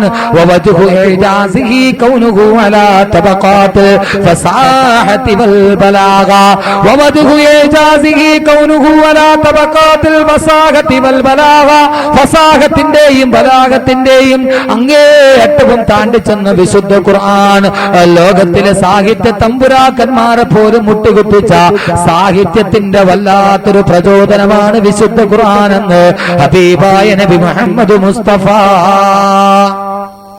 സല്ലല്ലാഹു അലൈഹി വസല്ലം. വിശുദ്ധമായ ഖുർആന്റെ സാഹിത്യം അതൊരു വല്ലാത്ത സാഹിത്യമാണ്. അത് പക്ഷേ അറിയാവുന്നവർക്ക് ഇത് മനസ്സിലാക്കാൻ കഴിയും, അല്ലാത്തവർക്ക് അത് മനസ്സിലാക്കാൻ കഴിയില്ല. വിശുദ്ധമായ ഖുർആന്റെ സാഹിത്യ ഭംഗി ഒരു ഗദ്യം എന്ന പോലെ, ഒരു പദ്യം എന്നതുപോലെ മനുഷ്യന്റെ മനസ്സുകളുടെ ഉള്ളിലേക്ക് കയറി ചെല്ലുന്ന, ആരെയും അനുവാദക ഹൃദയങ്ങളെ കോൾമയിൽ പൊള്ളിപ്പിക്കുന്ന സുന്ദരമായൊരു ശൈലി, അതാണ് വിശുദ്ധമായ ഖുർആന്റെ ശൈലി. എന്റെ പ്രിയപ്പെട്ട സഹോദരങ്ങളെ, എന്ന് പറഞ്ഞാൽ ലോകത്തിലെ ഏറ്റവും വലിയ സാഹിത്യത്തിന്റെ നായകന്മാര് പോലും ആ ഖുർആന്റെ അത്യനവദ്യമായ ശൈലിയുടെ മുന്നിൽ കീഴ്പ്പെട്ടു പോയി എന്നാണ്. നിങ്ങൾക്കറിയുമോ, വലീദ് ബിൻ മുഗീറ അള്ളാഹുവിന്റെ പ്രവാചകന്റെ കാലഘട്ടത്തിലെ ഏറ്റവും വലിയ സാഹിത്യത്തിന്റെ തമ്പുരാനാണ്. ആ വലീദിന് ഒരു പ്രത്യേകത കൂടിയുണ്ട്. എന്താണെന്നറിയോ? വലീദിന്റെ ഏറ്റവും വലിയ പ്രത്യേകത, ആരെയും സംസാരിച്ച് കീഴ്പ്പെടുത്താനുള്ള കഴിവ് വലീദിനുണ്ട്. നമ്മുടെ നാട്ടിൽ പറഞ്ഞാൽ, നാടൻ ഭാഷയിൽ പറഞ്ഞാൽ നന്നായിട്ട് സോപ്പിട്ട് സംസാരിക്കും. നമ്മൾ പറയാറില്ലേ, ചില പഹയന്മാർ അവന്മാരോട് സംസാരിച്ചു കഴിഞ്ഞാൽ നമ്മൾ അവന്റെ ആളായി പോകും. ആ രീതിയിൽ വാക്ചാതുരി കൊണ്ട് വളരെ നല്ല രീതിയിൽ സംസാരിക്കാൻ കഴിയുന്ന വലീദ് ആരോട് സംസാരിക്കുന്നുവോ ആ സംസാരിക്കുന്നവരെ തന്റെ ഭാഗത്തേക്ക് കൊണ്ടുവരാൻ ഏറ്റവും വാക്ചാതുരിയും വാക് സാമർത്ഥ്യവുമുള്ളത് അള്ളാഹുവിന്റെ പ്രവാചകൻ നബി മുഹമ്മദ് മുസ്തഫ ഖുർആൻ പാരായണം ചെയ്തുകൊണ്ട് കഅബാലയത്തിന്റെ ഓരത്ത് നിൽക്കുമ്പോ പ്രവാചകന്റെ ഖുർആൻ പാരായണം കേൾക്കാൻ അനേകായിരം ആളുകൾ തടിച്ചുകൂടാൻ തുടങ്ങി. എല്ലാവരും ഇസ്ലാമിനെ പുൽകാൻ തുടങ്ങി. അബൂജഹലിന് വിറല് പിടിച്ചു. അവസാനം അബൂജഹൽ വലീദിനെ സമീപിച്ചിട്ട് പറഞ്ഞു, വലീദ്, നീ മുഹമ്മദിന്റെ അടുക്കൽ പോയി ഒരു കാര്യം പറയണം. ഇനി ഒരിക്കലും ഖുർആൻ പാരായണം ചെയ്യരുത്, ആളുകൾ കേൾക്കുന്ന രീതിയിൽ ഖുർആൻ പാരായണം ചെയ്യരുത് എന്ന് നീ പറയണം. കാരണം നീ സംസാരിച്ചാൽ ആരും നിനക്ക് വഴിപ്പെടും, നീ അങ്ങനെ ഒരു മാസ്മരിക ശക്തിയുള്ളവനാ. അതുകൊണ്ട് നീ പോയി മുഹമ്മദിനോട് പറയണം. വലീദ് ബിൻ മുഗീറ അല്ലാഹുവിന്റെ പ്രവാചകന്റെ സന്നിധിയിലെത്തി. പ്രവാചകന്റെ അടുക്കലെത്തിയ വലീദ് ബിൻ മുഗീറ പ്രവാചകന്റെ അടുക്കൽ പോയി, മുഹമ്മദേ, ഞാനും നീയും ഒരേ കുടുംബക്കാരാണ്. വലീദ് ബിൻ മുഗീറ സംസാരിക്കാൻ തുടങ്ങി, മുഹമ്മദേ, ഞാനും നീയും ഒരേ കുടുംബക്കാരാണ്. നീ എന്റെ കൊച്ചാപ്പയുടെ മകനാണ്, ഞാനും നീയും ഒരേ കുടുംബത്തിന്റെ ബന്ധുക്കളാണ്. സാധാരണ സംസാരിക്കുമ്പോൾ ആമുഖം പറയുന്നത് പോലെ കുടുംബ ബന്ധം പറയാൻ തുടങ്ങി വലീദ്. അള്ളാഹുവിന്റെ പ്രവാചകനോട് സംസാരിക്കുന്നു, മോനെ മുഹമ്മദേ. പ്രവാചകന്റെ ശിരസുകളിലൂടെ തലോടി വലീദ്, പ്രവാചകന്റെ മുടിയിഴകളിലൂടെ വലീദ് തന്റെ കൈവിരലുകൾ മെല്ലെ നടത്തി. അള്ളാന്റെ പ്രവാചകനെ ഒരു കൊച്ചുമകന്റെ വാത്സല്യത്തോടെ വലീദ് സംസാരിക്കുന്നു. പ്രവാചകനൊന്നും മിണ്ടുന്നില്ല. അള്ളാഹുവിന്റെ പ്രവാചകൻ മൗനിയായി നിൽക്കുകയാണ്. വലീദ് ചോദിക്കുന്നു, മോനെ മുഹമ്മദേ, ഓ മോനെ മുഹമ്മദേ, നീ ഞങ്ങളുടെ അല്ലമീനാണ്, സാദിഖാണ്, വിശ്വസ്തനാണ് മുഹമ്മദേ. പ്രവാചകനോട് വല്ലാത്ത മാസ്മരിക ശൈലിയിൽ സംസാരിക്കുകയാണ് വലീദ്. പ്രവാചകനൊന്നും മിണ്ടുന്നില്ല. മോനെ മുഹമ്മദേ, നിന്റെ പിതാവെന്റെ കൂട്ടുകാരനായിരുന്നു, ഞാനും നിന്റെ പിതാവ് ദുനിയാവും തമ്മിലുള്ള ബന്ധം നിനക്കറിയുമോ? വലീദ് പ്രവാചകന്റെ മനസ്സിനെ കീഴ്പ്പെടുത്താൻ ശ്രമിക്കുകയാണ്. അള്ളാഹുവിന്റെ പ്രവാചകന്റെ നീണ്ടുതൂർന്ന താടിരോമങ്ങളിലൂടെ കൈയോടിച്ചു വലീദ്. പ്രവാചകന്റെ ശിരസിന് തലോടുന്നു, താടിരോമങ്ങളിൽ തലോടുന്നു. പ്രവാചകന്റെ മനസ്സ് തന്റെ അടുക്കലേക്ക് ചായ്ക്കാൻ ശ്രമിക്കുന്നു വലീദ്. അള്ളാഹുവിന്റെ പ്രവാചകൻ ഒന്നും പ്രതികരിക്കുന്നില്ല, മൗനിയായി നിൽക്കുകയാ. വലീദിന് മനസ്സിലായി പ്രവാചകൻ തന്നെ അംഗീകരിക്കുന്നു, പ്രവാചകൻ തന്റെ വാക്കുകൾ വീക്ഷിക്കുന്നു, പ്രവാചകൻ തന്റെ ശരീരം തന്നെ ഉദ്ദേശിച്ചിടത്തേക്ക് പ്രവാചകന്റെ മനസ്സ് ചായുന്നുണ്ട്. അവസാനം വലീദ് പറയുന്നു, മോനെ മുഹമ്മദേ, ഞാൻ വന്നതേതിനെന്നറിയുമോ? ഒരേ ഒരു കാര്യം നിന്നോട് പറയാനാണ്. പ്രവാചകൻ ഒന്നും മിണ്ടുന്നില്ല. മുഹമ്മദേ, പറഞ്ഞാൽ നീ നിരാകരിക്കരുത്, അരുതേ, പറ്റില്ല എന്ന് നീ പറയരുത്. പ്രവാചകൻ മൗനിയായിരുന്നു. വലീദിന് മനസ്സിലായി പ്രവാചകൻ തന്നെ മനസ്സിലേക്ക് മുഴുവനും തന്റെ അടുക്കലേക്ക് വരികയാണ്. പ്രവാചകൻ വലീദ് പറഞ്ഞു, മോനെ മുഹമ്മദ്, ഇനി ഒരിക്കലും നീ ആ ഖുർആൻ പാരായണം ചെയ്യരുതേ, ഇനി ഒരിക്കലും നീ ആ ഖുർആൻ പാരായണം ചെയ്യരുതേ മോനെ മുഹമ്മദ്. വലീദ് പറയേണ്ട താമസം, അള്ളാഹുവിന്റെ പ്രവാചകനോട് വലീദ് പറയേണ്ട താമസം. അതേവരെ മൗനിയായി നിന്നുപോയ പ്രവാചകൻ പെട്ടെന്ന് പ്രവാചകന്റെ നാവുകൾ ചലിക്കാൻ തുടങ്ങി. അള്ളാഹുവിന്റെ പ്രവാചകൻ സൂറത്തു ഹമീം സദത പാരായണം ചെയ്യുകയാ. ഹമീം തൻസീലും മിനർ റഹ്മാനിർ റഹീം കിതാബുൻ ഫുസ്സിലത് ആയാതുഹു ഖുർആനൻ അറബിയ്യാ ലിഖൗമി യഅലമൂൻ ബശീറൻ വനദീറാ ഫഅറദ അക്തറുഹും വഹും ലാ യസ്മഊൻ. അല്ലാഹുവിന്റെ പ്രവാചകൻ സൂറത്തു ഫുസ്സിലത്ത് പാരായണം ചെയ്യുന്നു. വലീദ് വല്ലാതെ എന്തോ പ്രവാചകൻ പറയുന്ന ഈ വാക്കിന്റെ മുന്നിൽ വലീദ് വയർപ്പിൽ മുങ്ങിക്കുളിച്ചു പോയി. പ്രവാചകൻ കണ്ണടച്ചുകൊണ്ട് ഖുർആന്റെ സൂറത്ത് ഫുസ്സിലത്ത് പാരായണം ചെയ്യുന്നു. അല്ലാഹുവിന്റെ പ്രവാചകന്റെ പൊൻചമ്പകപ്പൂ തേനി തളതരങ്ങളിൽ നിന്ന് ഖുർആൻ ഒരു മധുരം പോലെ ഒരു അത്യനവധ്യമായ ശൈലിയിലൂടെ ഖുർആനിന്റെ മാസ്മരീകമായ ഒടുക്കോടെ പ്രവാചകന്റെ തുണ്ടുകളിൽ നിന്ന് ഖുർആന്റെ സൂക്തങ്ങൾ ഓരോന്നോരോന്നായി നിർഗളിക്കുമ്പോ ഒന്നും മിണ്ടാൻ കഴിയാതെ വലീദ് നിൽക്കുമ്പോ അല്ലാഹുവിന്റെ പ്രവാചകൻ സൂറത്ത് ഫുസ്സിലത്ത് ഓതി അവസാനം ആദ് സമൂദ് ഗോത്രത്തിന്റെ പതനത്തെ കുറിച്ച് പറയുന്ന ഭാഗമെത്തി. അല്ലാഹുവിന്റെ പ്രവാചകൻ ഓതുന്നു, വലീദേ കേൾക്കുക. വഅമ്മാ സമൂദ് ഫഹദൈനാഹും വസ്തഹബ്ബുൽ അമാലൽ ഹുദാ ഫഅഖദതുഹുമുസ് സായിഖതു വഹും യൻദുറൂൻ. സമൂദ് ഗോത്രത്തിന് ഞാൻ സന്മാർഗത്തിന്റെ ദിശ കാണിച്ചു കൊടുത്തു, പക്ഷേ എന്റെ സന്മാർഗത്തിൽ നിന്ന് അവരെ വ്യതിചലിച്ചു. അവരോട് ഇടിനാദം കൊണ്ട് ഞാൻ തകർത്ത് കളഞ്ഞു, അവരോട് ഇടിമുഴക്കം കൊണ്ട് ഞാൻ തകർത്ത് ധരിപ്പണമാക്കി എന്നർത്ഥം വരുന്ന ആയത്തെത്തിയപ്പോ വലീദ് പേടിച്ച് വിവശനായി പോയി. വലീദ് വെറുപ്പിൽ മുങ്ങിക്കുളിച്ചു. അല്ലാഹുവിന്റെ പ്രവാചകന്റെ ഇരു കരങ്ങൾ തട്ടി മാറ്റിയിട്ട് വലീദ് ഒരൊറ്റ ഓട്ടമാണ് അബൂജഹലിന്റെ അടുക്കലേക്ക്. അബൂജഹൽ നോക്കിയപ്പോ വലീദ് ഓടിപ്പാഞ്ഞു വരുന്നുണ്ട്. അബൂജഹൽ വിചാരിച്ചു ദൗത്യം പൂർത്തീകരിച്ചിട്ട് സന്തോഷത്തോടെയുള്ള വരവായിരിക്കാം. അബൂജഹൽ വിചാരിച്ചു സന്തോഷത്തോടെ തുള്ളിച്ചാടി വരുന്നതായിരിക്കാം. അബൂജഹൽ ഓടിച്ചെന്ന് വലീദിന് മുഗീറയെ കെട്ടിപ്പിടിച്ചുകൊണ്ട് എന്താ വലീദേ എന്ന് ചോദിക്കുമ്പോ വലീദ് അവിടെ നിൽക്കുന്നു. വല്ലാത്ത കിതപ്പോടെ, വല്ലാത്ത ഏങ്ങലോടെ വേർപ്പിൽ മുങ്ങിക്കുളിച്ചു പോയ വലീദ് അബൂജഹൽ ചോദിച്ചു, വലീദേ ദൗത്യം വിജയിച്ചോ? സന്തോഷത്തോടെ തുള്ളിച്ചാടി നീ ഓടി വരുന്നല്ലോ എന്ന് വലീദിനോട് ചോദിക്കുമ്പോ അല്ലാഹുവിന്റെ പ്രവാചകന്റെ അടുക്കൽ നിന്ന് ഓടിപ്പോയ വലീദ് അബൂജഹലിനോട് പറഞ്ഞു, പത്രേ അബൂജഹലേ, ഇനി ഒരിക്കലും നീ എന്നെ മുഹമ്മദിന്റെ അടുക്കലേക്ക് പറഞ്ഞു വിടരുത്, മുഹമ്മദിന്റെ അടുക്കലേക്ക് എന്നെ പറഞ്ഞു വിടരുതേ. ഞാൻ മുഹമ്മദിനോട് സംസാരിച്ചു കൊണ്ടിരിക്കുമ്പോ മുഹമ്മദ് ചില വാക്കുകൾ പാരായണം ചെയ്തു സല്ലല്ലാഹു അലൈഹി വസല്ലം. മുഹമ്മദ് സല്ലല്ലാഹു അലൈഹി വസല്ലം ചില വാക്കുകൾ പാരായണം ചെയ്തു. അല്ലാഹുവിന്റെ ദീനിന്റെ കൊടിയ ശത്രു വലീദ് പറയുകയാ, വല്ലാഹി പടച്ച തമ്പുരാനെ തന്നെയാണ് സത്യം. ഇന്നഹു ലഹലാവ ഇന്നഹു ലതലാവ ഇന്നഹു യഅലാ ലാ യുഅലാ. അല്ലാഹുവിന്റെ പ്രവാചകനോട് ആ വാക്കുകൾ കേട്ട് വലീദ് പറയുന്നു, വലീദ് പറയുന്നു, അബൂജഹലേ, ഞാൻ പ്രവാചകന്റെ അടുക്കൽ നിന്ന് കേട്ട വാക്കുണ്ടല്ലോ, വല്ലാഹി പടച്ച തമ്പുരാനെ തന്നെയാണ് സത്യം. ഇന്നഹു ലഹലാവ. ആ കേട്ട വാക്കുകൾക്ക് എന്തോ ഒരു മാധുര്യമാണ്, ആ മുഹമ്മദ് ഓതിയ വചനങ്ങൾക്ക് എന്തോ ഒരു മാധുര്യമാണ്. ഇന്നഹു ലതലാവ. ആ വാക്കുകൾക്ക് എന്തോ ഒരു ശൈലിയാണ്, എന്തോ ഒരു ഒഴുക്കാണ്, അത് കേൾക്കാൻ എന്തോ ഒരു ഇമ്പമാണ്. അബൂജഹൽ അബൂജഹലേ ഒന്ന് ഓർത്തുകൊള്ളുക, ഇന്നഹു യഅലാ ലാ യഅലാ, ആ ഖുർആനെ ജയിക്കുകയുള്ളൂ, അതിനെ അതിജയിക്കാൻ നമുക്ക് കഴിയില്ല അബൂജഹലേ. ഇന്നഹു യഅലാ, ആ ഖുർആൻ എന്നും വിജയിക്കുക തന്നെ ചെയ്യും. ആരൊക്കെ എതിർത്താലും അബൂജഹലേ അതിനെ അതിജയിക്കാൻ കഴിയില്ല. 14 നൂറ്റാണ്ട് മുമ്പ് മക്ക മണലാരുണ്യത്തിന്റെ മണൽത്തരികളെ സാക്ഷി നിർത്തി വലീദിന് മുഗീറയുടെ വാക്കുകൾ ലോകം കേൾക്കുമ്പോ ആ ഖുർആനെ ജയിക്കുകയുള്ളൂ, അതിനെ അതിജയിക്കാൻ ലോകത്തൊരു ശക്തിക്കും സാധ്യമല്ലെന്ന് വരുമ്പോ എന്റെ പ്രിയപ്പെട്ട സഹോദരങ്ങളെ, ഗ്വാണ്ടനാമോ തടവറകളിൽ പാവപ്പെട്ട അഫ്ഗാനി മുജാഹിദുകളെ, പാവപ്പെട്ട ഇറാഖിലെ മുസ്ലിമീങ്ങളെ അവര് നെഞ്ചോട് ചേർത്തൊരു മാണിക്യത്തെ പോലെ സൂക്ഷിക്കുന്നവരുടെ പ്രിയപ്പെട്ട ഖുർആനിനെ പന്നിമാംസം കൊണ്ട് പന്നിക്കാട്ടം കൊണ്ട് ബലീവസമാക്കാനും ആ ഖുർആനിന്റെ മുന്നിൽ പാവപ്പെട്ട അഫ്ഗാനി മുജാഹിദുകളെ കൊണ്ട് മൂത്രമൊഴിപ്പിച്ചിട്ട് സ്വന്തം കാലിന്റെ കീഴിലിട്ട് അവരുടെ നേരെ ബയണറ്റുകൾ ചൂണ്ടി നിന്നിട്ട് കാലിന്റെ അടിയിൽ വെച്ച് ഖുർആൻ ചവിട്ടി മെതിക്കാൻ പറയുമ്പോ ജീവനിലുള്ള കൊതി കൊണ്ടവരങ്ങനെ ചെയ്തു പോകുമ്പോ ഓർത്ത് വിളിക്കുന്ന അമേരിക്കക്കാരാ,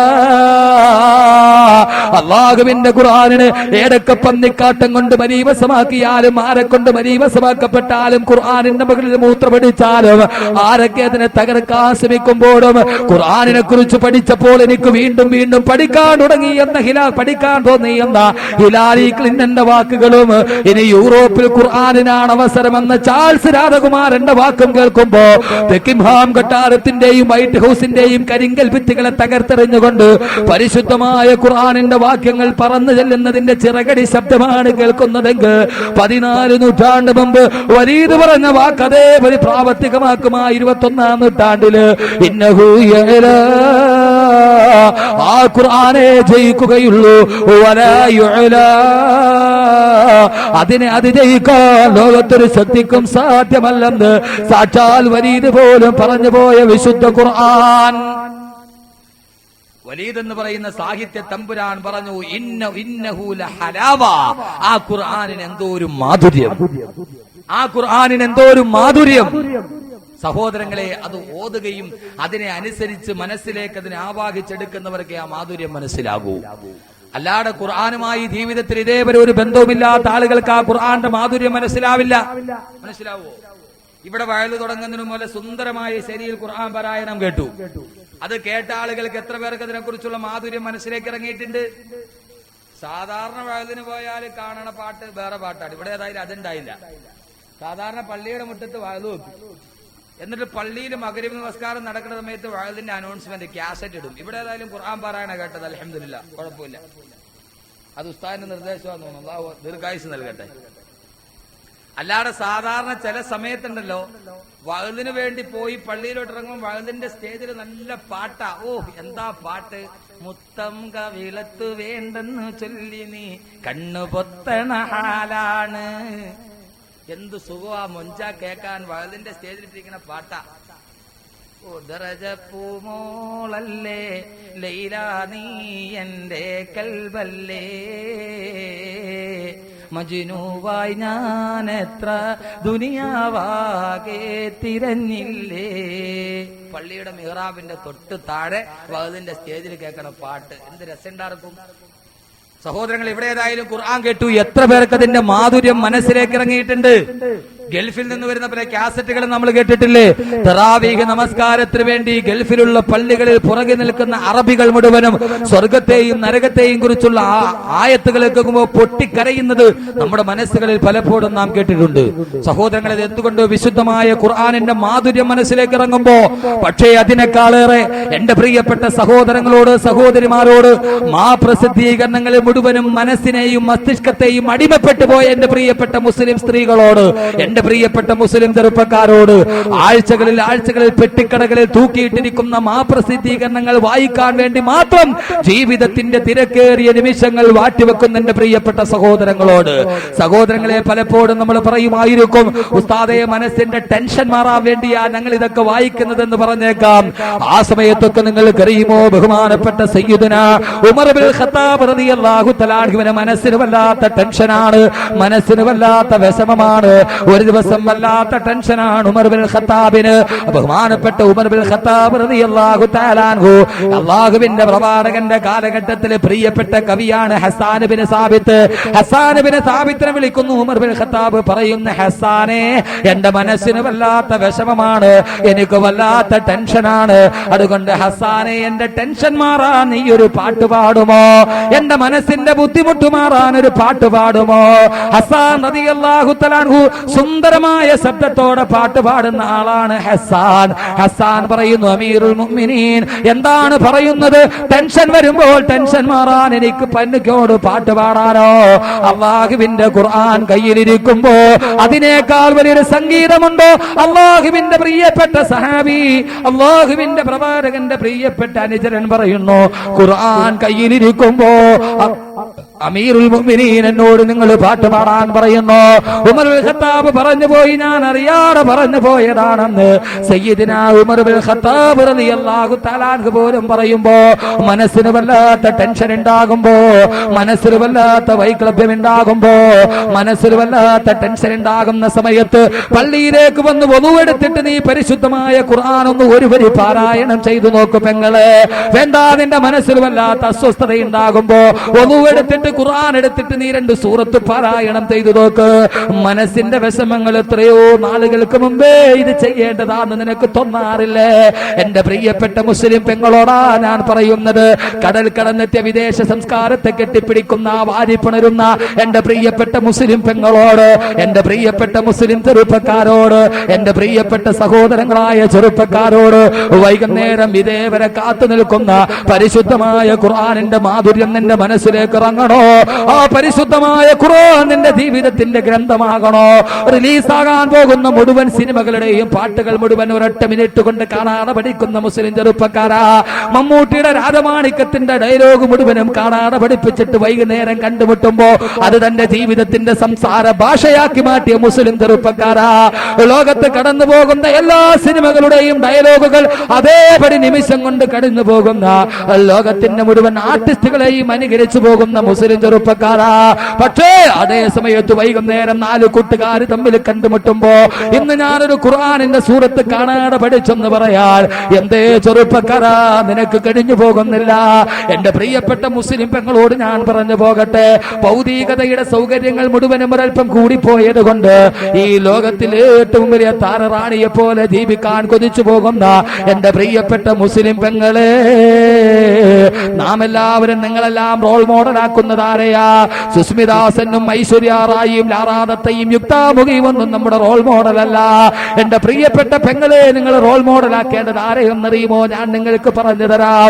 ഈ ബോളിവുഡിന്റെയും ബോളിവുഡിന്റെയും സിനിമാ നടിക്കാരെക്കാളേറെ, ലാറാദത്തെക്കാളേറെ, യുക്താമുഖിയെക്കാളേറെ, മനീഷ കൊടിയാളയെക്കാളേറെ, കാവ്യ മാധവനെക്കാളേറെ, മീര ജാസ്മിനെക്കാളേറെ, കാവ്യ മാധവന്റെ കണ്ണ് കാണുമ്പോൾ അതേ കണ്ണ് തന്നെ എനിക്കും വേണമെന്ന് വിചാരിക്കുന്ന, അതിനുവേണ്ടി സൗന്ദര്യവർദ്ധക വസ്തുക്കൾക്ക് വേണ്ടി ബ്യൂട്ടി പാർലറുകളുടെ പിന്നാമ്പുറങ്ങളിലൂടെ ഇറങ്ങി നടക്കുന്ന പ്രിയപ്പെട്ട മുസ്ലിം പെങ്ങള്, നീ റോൾ മോഡലാക്കേണ്ടതാരാ? നീ ആരെ പോലെയാകാൻ ആഗ്രഹിക്കേണ്ടത്? ഒരു പെണ്ണിനെ പോലെയാകാൻ നീ ആഗ്രഹിക്കണം. അതേത് പെണ്ണെന്നറിയുമോ? അതേതാ നിന്റെ റോൾ മോഡൽ ആകേണ്ട പെണ്ണേതെന്നറിയുമോ? എന്നെ ശ്രമിക്കുന്ന വേളാവൂൽ എന്റെ പ്രിയപ്പെട്ട മുസ്ലിം പെങ്ങളോട്, നിന്റെ റോൾ മോഡലായി മുന്നിൽ നീ നിൽക്കേണ്ട പെണ്ണേതാന്നറിയുമോ? മുസ്ലിം ലോകം അറിഞ്ഞോ അറിയാതെയോ പാടിപ്പ് കെട്ടിപ്പോകുന്നൊരു പെണ്ണുണ്ടല്ലോ. ബിസ്മിയും ഹംദും സലാത്തും നൽസലാമും മുന്നേ വില്ലിന് ഫീസത്തുമാല ഞാൻ തുടങ്ങിയിടുന്നേ. ബിസ്മിയും ഹംദും സലാത്തും സലാമും മുന്നേ വില്ലിന് ഫീസത്തുമാല ഞാൻ തുടങ്ങിയിടുന്നേ. ബഹുമാനപ്പെട്ട ബീബി നഫീസത്തുൽ മിസ്രിയ. ആരാ നഫീസ എന്നറിയുമോ? ഏതാ നഫീസ എന്നറിയുമോ? ഞാൻ പരിചയപ്പെടുത്തുന്ന നഫീസ മിസ് യൂണിവേഴ്സ് പട്ടത്തിന് വേണ്ടി അന്യപുരുഷന്റെ ക്യാമറയുടെ മുന്നിൽ ഉടുതുണി വലിച്ചെറിഞ്ഞ കൊച്ചിക്കാരി നഫീസ അലിയെ കുറിച്ചല്ല. പിന്നെ ഏത് നഫീസയാന്നറിയുമോ? അള്ളാഹുവിന്റെ പ്രവാചകൻ നബി മുഹമ്മദ് മുസ്തഫ ജീവിതകാലത്ത് ആ പ്രവാചകനെ സ്വപ്നത്തിൽ ദർശിച്ച ബീവി നഫീസത്തുൽ മിസ്രിയ. പേര് സൂചിപ്പിക്കുന്നത് പോലെ നഫീസ മിസ്റുകാരിയല്ല. അള്ളാന്റെ പ്രവാചകൻ ഇരുലോകത്തിന്റെ ഉമ്മത്തിന്റെയും നായകൻ ഹബീബായ നബി മുഹമ്മദ് മുസ്തഫ. ആ പ്രവാചകന്റെ പാദപതന സ്പർശനം കൊണ്ട് അനുഗ്രഹീതമായ മദീനയിൽ പിറന്ന പെണ്ണാണ്. ലോകത്തിലെ പ്രബലമായ 4 മദ്ഹബിൽ ഒരു മദ്ഹബിന്റെ ഇമാമായ ബഹുമാനപ്പെട്ട മാലിക് ബിൻ അനസ് റളിയല്ലാഹു തആല അൻഹുവിന്റെ ദർസിൽ പങ്കെടുത്തിട്ട് പരിശുദ്ധമായ ഖുർആനിന്റെ തഫ്സീർ പഠിച്ച അവഗാഹം നേടിയ പാണ്ഡിത്യമുള്ള പെണ്ണാണ്. ആ മിസ്ർ രാജ്യത്തിലേക്ക് കടന്നു പോകുമ്പോ മദീനയിൽ പാണ്ഡിത്യത്തിന്റെ ഏറ്റവും വലിയ നിറകുടമായി വാഴ്ത്തപ്പെടുമ്പോ ആളുകൾ മുഴുവനും തന്നെ കാണാൻ വേണ്ടി സന്ദർശിക്കാൻ കുമിഞ്ഞുകൂടുമ്പോ ഒരൽപ്പം ഏകാന്തതയിൽ ഇബാദത്ത് ചെയ്യാൻ മിസ്റിലേക്ക് പോയ പെണ്ണാണ് നഫീസ. മിസ്റിലെത്തിയാൽ മിസ്റുകാർ വിടുമോ? അള്ളാന്റെ പ്രവാചകന്റെ മദീനയിൽ നിന്നൊരു പെൺകൊടി വന്നിട്ടുണ്ട് എന്നറിഞ്ഞ് മിസ്റുകാർ മുഴുവൻ പർണശാലയുടെ മുന്നിൽ തടിച്ചുകൂടുമ്പോ ആരാ തടിച്ചുകൂടിയത്? അനേകായിരം ആളുകൾ വന്ന് തടിച്ചുകൂടുമ്പോ ആരാ വന്നത്? നിസ്സാരക്കാരായ ആളല്ല. അക്കാലഘട്ടത്തിലെ മിസ്റിലെ തലയെടുപ്പുള്ള മുഴുവൻ പണ്ഡിതന്മാരടക്കമുള്ള പരാവാരം പോലെ പരന്നു കിടക്കുന്ന പരശതം പണ്ഡിതന്മാര് മുഴുവനും ആ പാവപ്പെട്ട പതികയായ നബീസത്തുൽ മിസ്രിയാന്റെ മുന്നിലെത്തുമ്പോ എന്തിനേറെ എന്റെയും നിങ്ങളുടെയും മദ്ഹബിന്റെ ഇമാമായ ബഹുമാനപ്പെട്ട ഇമാമുന ശാഫിഈ, എന്റെയും നിങ്ങളുടെയും മദ്ഹബിന്റെ ഇമാമായ പ്രബലമായ ശാഫി മദ്ഹബിന്റെ താത്വികാധാരനായ ലോകത്തിന്റെ പണ്ഡിത മഹാമനീഷി ബഹുമാനപ്പെട്ട ഇമാമുന ശാഫിഈ, ഇമാം ഷാഫി അടക്കമുള്ള പണ്ഡിതന്മാര് മുഴുവനും ഇമാം ഷാഫിക്കെങ്ങാനും ഒരു തലവേദന വന്നാൽ ഇമാം ഷാഫി വന്നിട്ട് പറയുന്നതാരോടാ? നഫീസ, എനിക്ക് വേണ്ടി ഒന്ന് ദുആ ചെയ്യണമേ എന്ന് ലോകത്തിലെ ഏറ്റവും വലിയ കർമ്മശാസ്ത്ര പണ്ഡിതനായ ഇമാം ഷാഫി പോലും ഒരു തലവേദന വന്നാൽ ദുആ കൊണ്ട് വസിയത്ത് ചെയ്യുന്ന ഇസ്ലാമിക ലോകത്തിലെ ഏറ്റവും വലിയ പണ്ഡിത പടുക്കളുടെ സ്ഥാനം അനുഗ്രഹിക്കുന്ന ഖുർആനിന്റെ അപഹാഹമായ പാണ്ഡിത്യം നേടിയ ബഹുമാനപ്പെട്ട ബീവി നഫീസത്തുൽ മിസ്രിയ പരീശേനൂറഹ്മദ് നബി മുത്ത് മകളായ ബംഗീസും അഹിരൂബൈത്തും പതിയോരായേ പുരുഷാര് തരുൾ ബീവി നഫീസത്തിൽ റളിയല്ലാ കാരുണ്യാരിലാണെങ്കിൽ അമൈതീടല്ലാ. ബഹുമാനപ്പെട്ട ബീവി നഫീസയെ പോലെയാകാൻ അല്ലാഹുവിന്റെ ഖുർആനിന്റെ മാധുര്യം മനസ്സിലേക്ക് ഉറങ്ങാൻ എന്റെ പ്രിയപ്പെട്ട സഹോദരങ്ങളെ തയ്യാറാവുക. ഇന്നഹു ലഹലാവ, ആ ഖുർആന്റെ മാധുര്യമത. ആ മാധുര്യം അറിഞ്ഞ സ്ത്രീകളാണ് നഫീസത്തുൽ മിസ്രിയെ പോലെ ലോകത്തിന്റെ ഏറ്റവും അഗ്രഗണ്യകളായ പണ്ഡിതന്മാരായി തീർന്നത്, പണ്ഡിതകളായി തീർന്നത്. സഹോദരങ്ങളെ, സമയ ദൗർലഭ്യം കൊണ്ട് ഞാൻ ചുരുക്കട്ടെ. അല്ലാഹുവിന്റെ പ്രവാചകൻ പറഞ്ഞു, ഹുവൽ ഫസ്ലു ലൈസ ബിൽ ഹസിൽ. ആ ഖുർആൻ സാഹിത്യമാണ്, സാഹിത്യത്തിന്റെ അങ്ങേ അറ്റമാണ്. അത് ഓതിയാൽ മനസ്സിന്റെ സമാധാനം നഷ്ടപ്പെട്ടു പോയ മനസ്സിന് ഏറ്റവും വലിയ സമാധാനം കിട്ടും. നമ്മൾ പറയും, ഉസ്താദെ ടെൻഷൻ മാറാൻ വേണ്ടിയാണ് ഞങ്ങൾ മംഗളം വായിക്കുക, അല്ലേ? മനോരമ വായിക്കണം എന്തിനാ? മനസ്സിന്റെ ടെൻഷൻ മാറാൻ. അതല്ലെങ്കിൽ ഉസ്താദെ വായിക്കാൻ നല്ല രസമാണ്, നല്ല ക്രൈം ത്രില്ലർ നോവലുകളൊക്കെ വായിക്കുമ്പോൾ നല്ല രസവാദം അങ്ങോട്ട് കേട്ട് വായിച്ചിട്ടിരിക്കാൻ. സഹോദരങ്ങളെ, വേണ്ട. പരിശുദ്ധമായ ഖുർആൻ ലോകത്തിന്റെ ഏറ്റവും വലിയ സാഹിത്യ ഗ്രന്ഥം. വീണ്ടും ഖുർആൻ പറയുന്നു, അല്ലാഹുവിന്റെ പ്രവാചകൻ പറയുന്നു, വമൻ തറക്കഹു മിൻ ജബ്ബാരിൻ ഖസമഹുല്ലാഹ്. അല്ലാഹുവിന്റെ പ്രവാചകൻ ഖുർആനെ കുറിച്ച് വീണ്ടും പറയുന്നു, വമൻ തറക്കഹു മിൻ ജബ്ബാരിൻ ഖസമഹുല്ലാഹ്.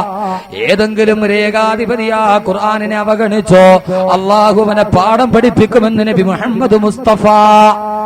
വമൻ തറക്കഹു മിൻ ജബ്ബാരിൻ ഖസമഹുല്ലാഹ്. ഏതെങ്കിലും ഒരു ഏകാധിപതി ആ ഖുർആനിനെ വേണ്ട എന്ന് വെച്ചാൽ അല്ലാഹു അവനെ പാഠം പഠിപ്പിച്ചു കളയും. ആരെപ്പോലെ?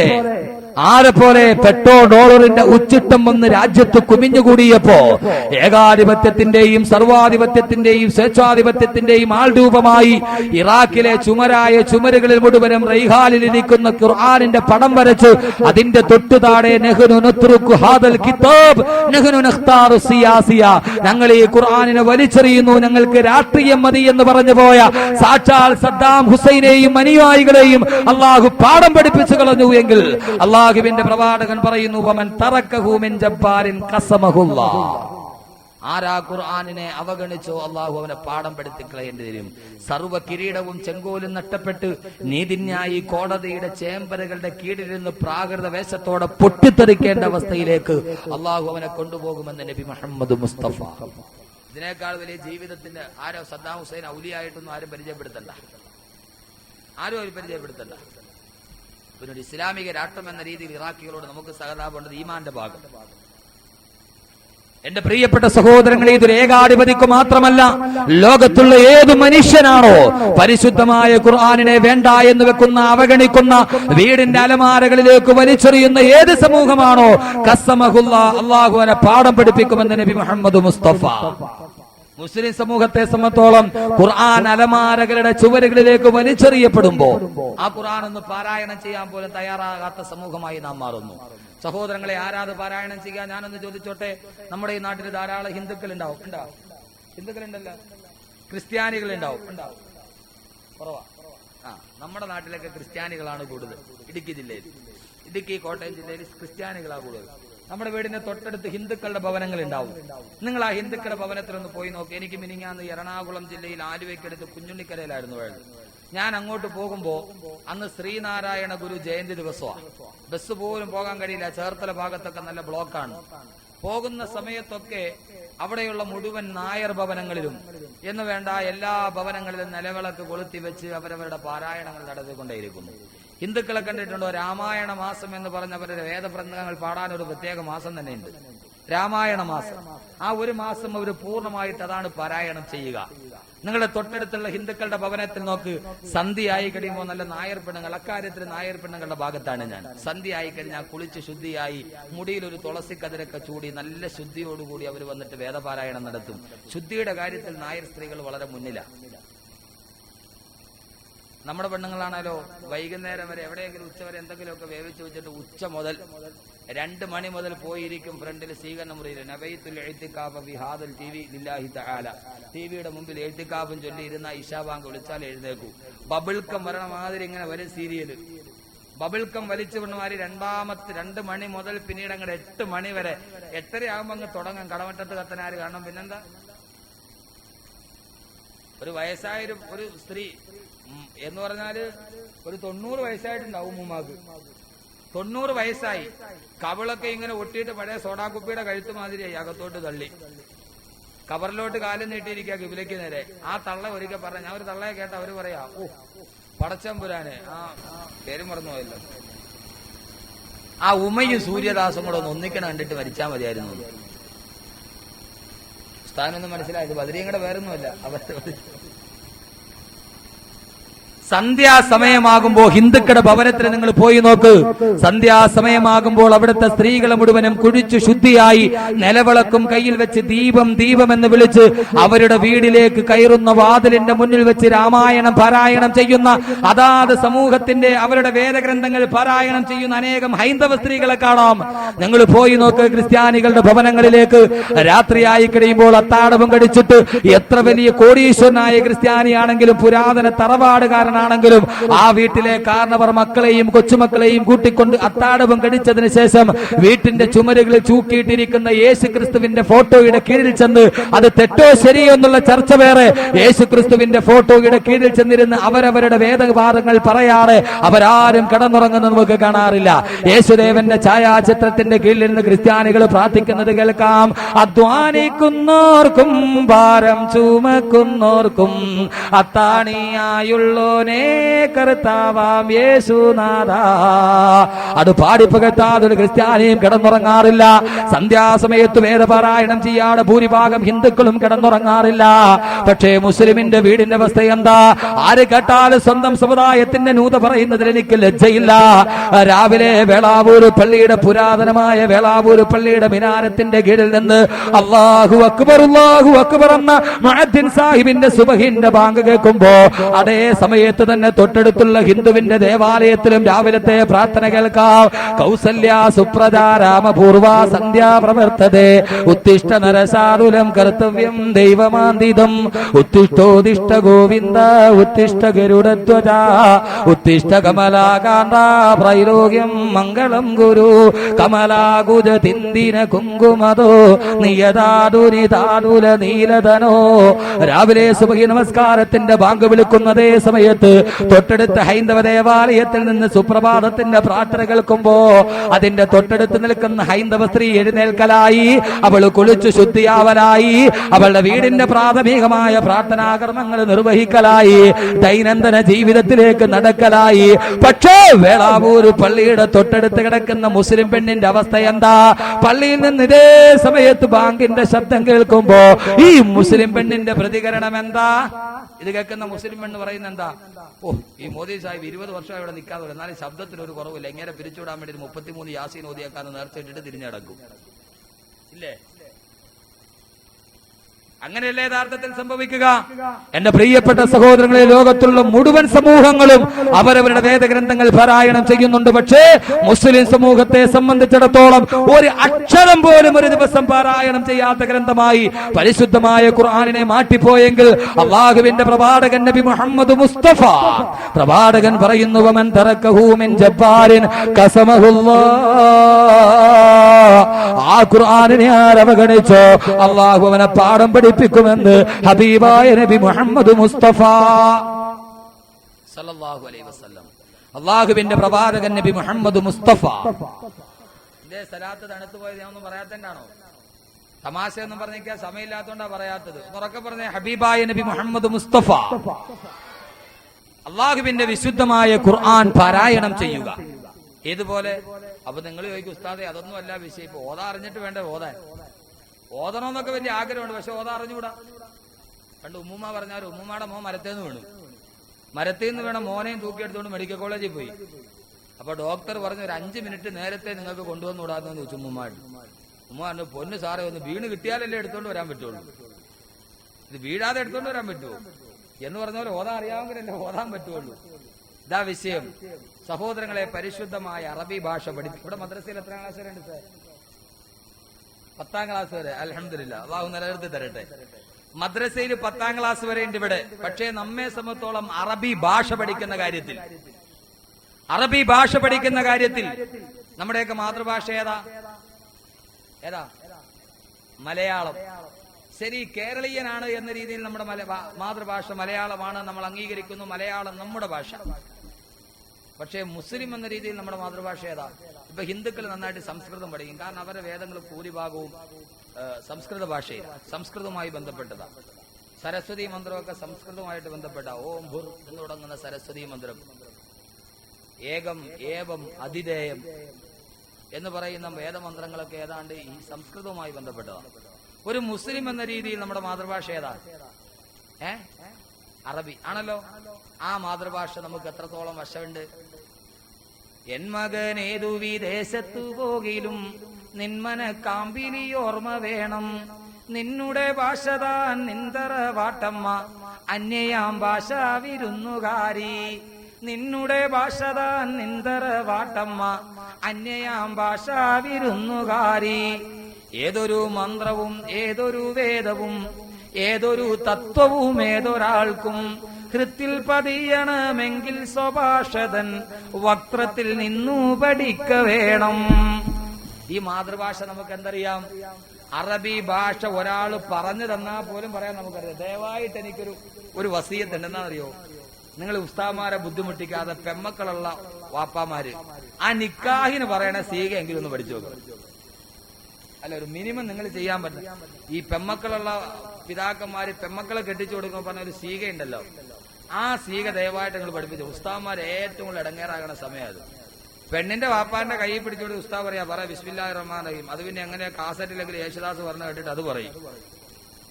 യേശുദാസ് പറഞ്ഞുകൊണ്ട് ഗായകൻ അഫ്സൽ പറഞ്ഞ കേട്ടോണ്ട് ബിസ്മില്ലാഹിർ റഹ്മാനിർ റഹീം നമുക്കറിയാം, അതുകൊണ്ട് അതങ്ങോട്ട് പറയും.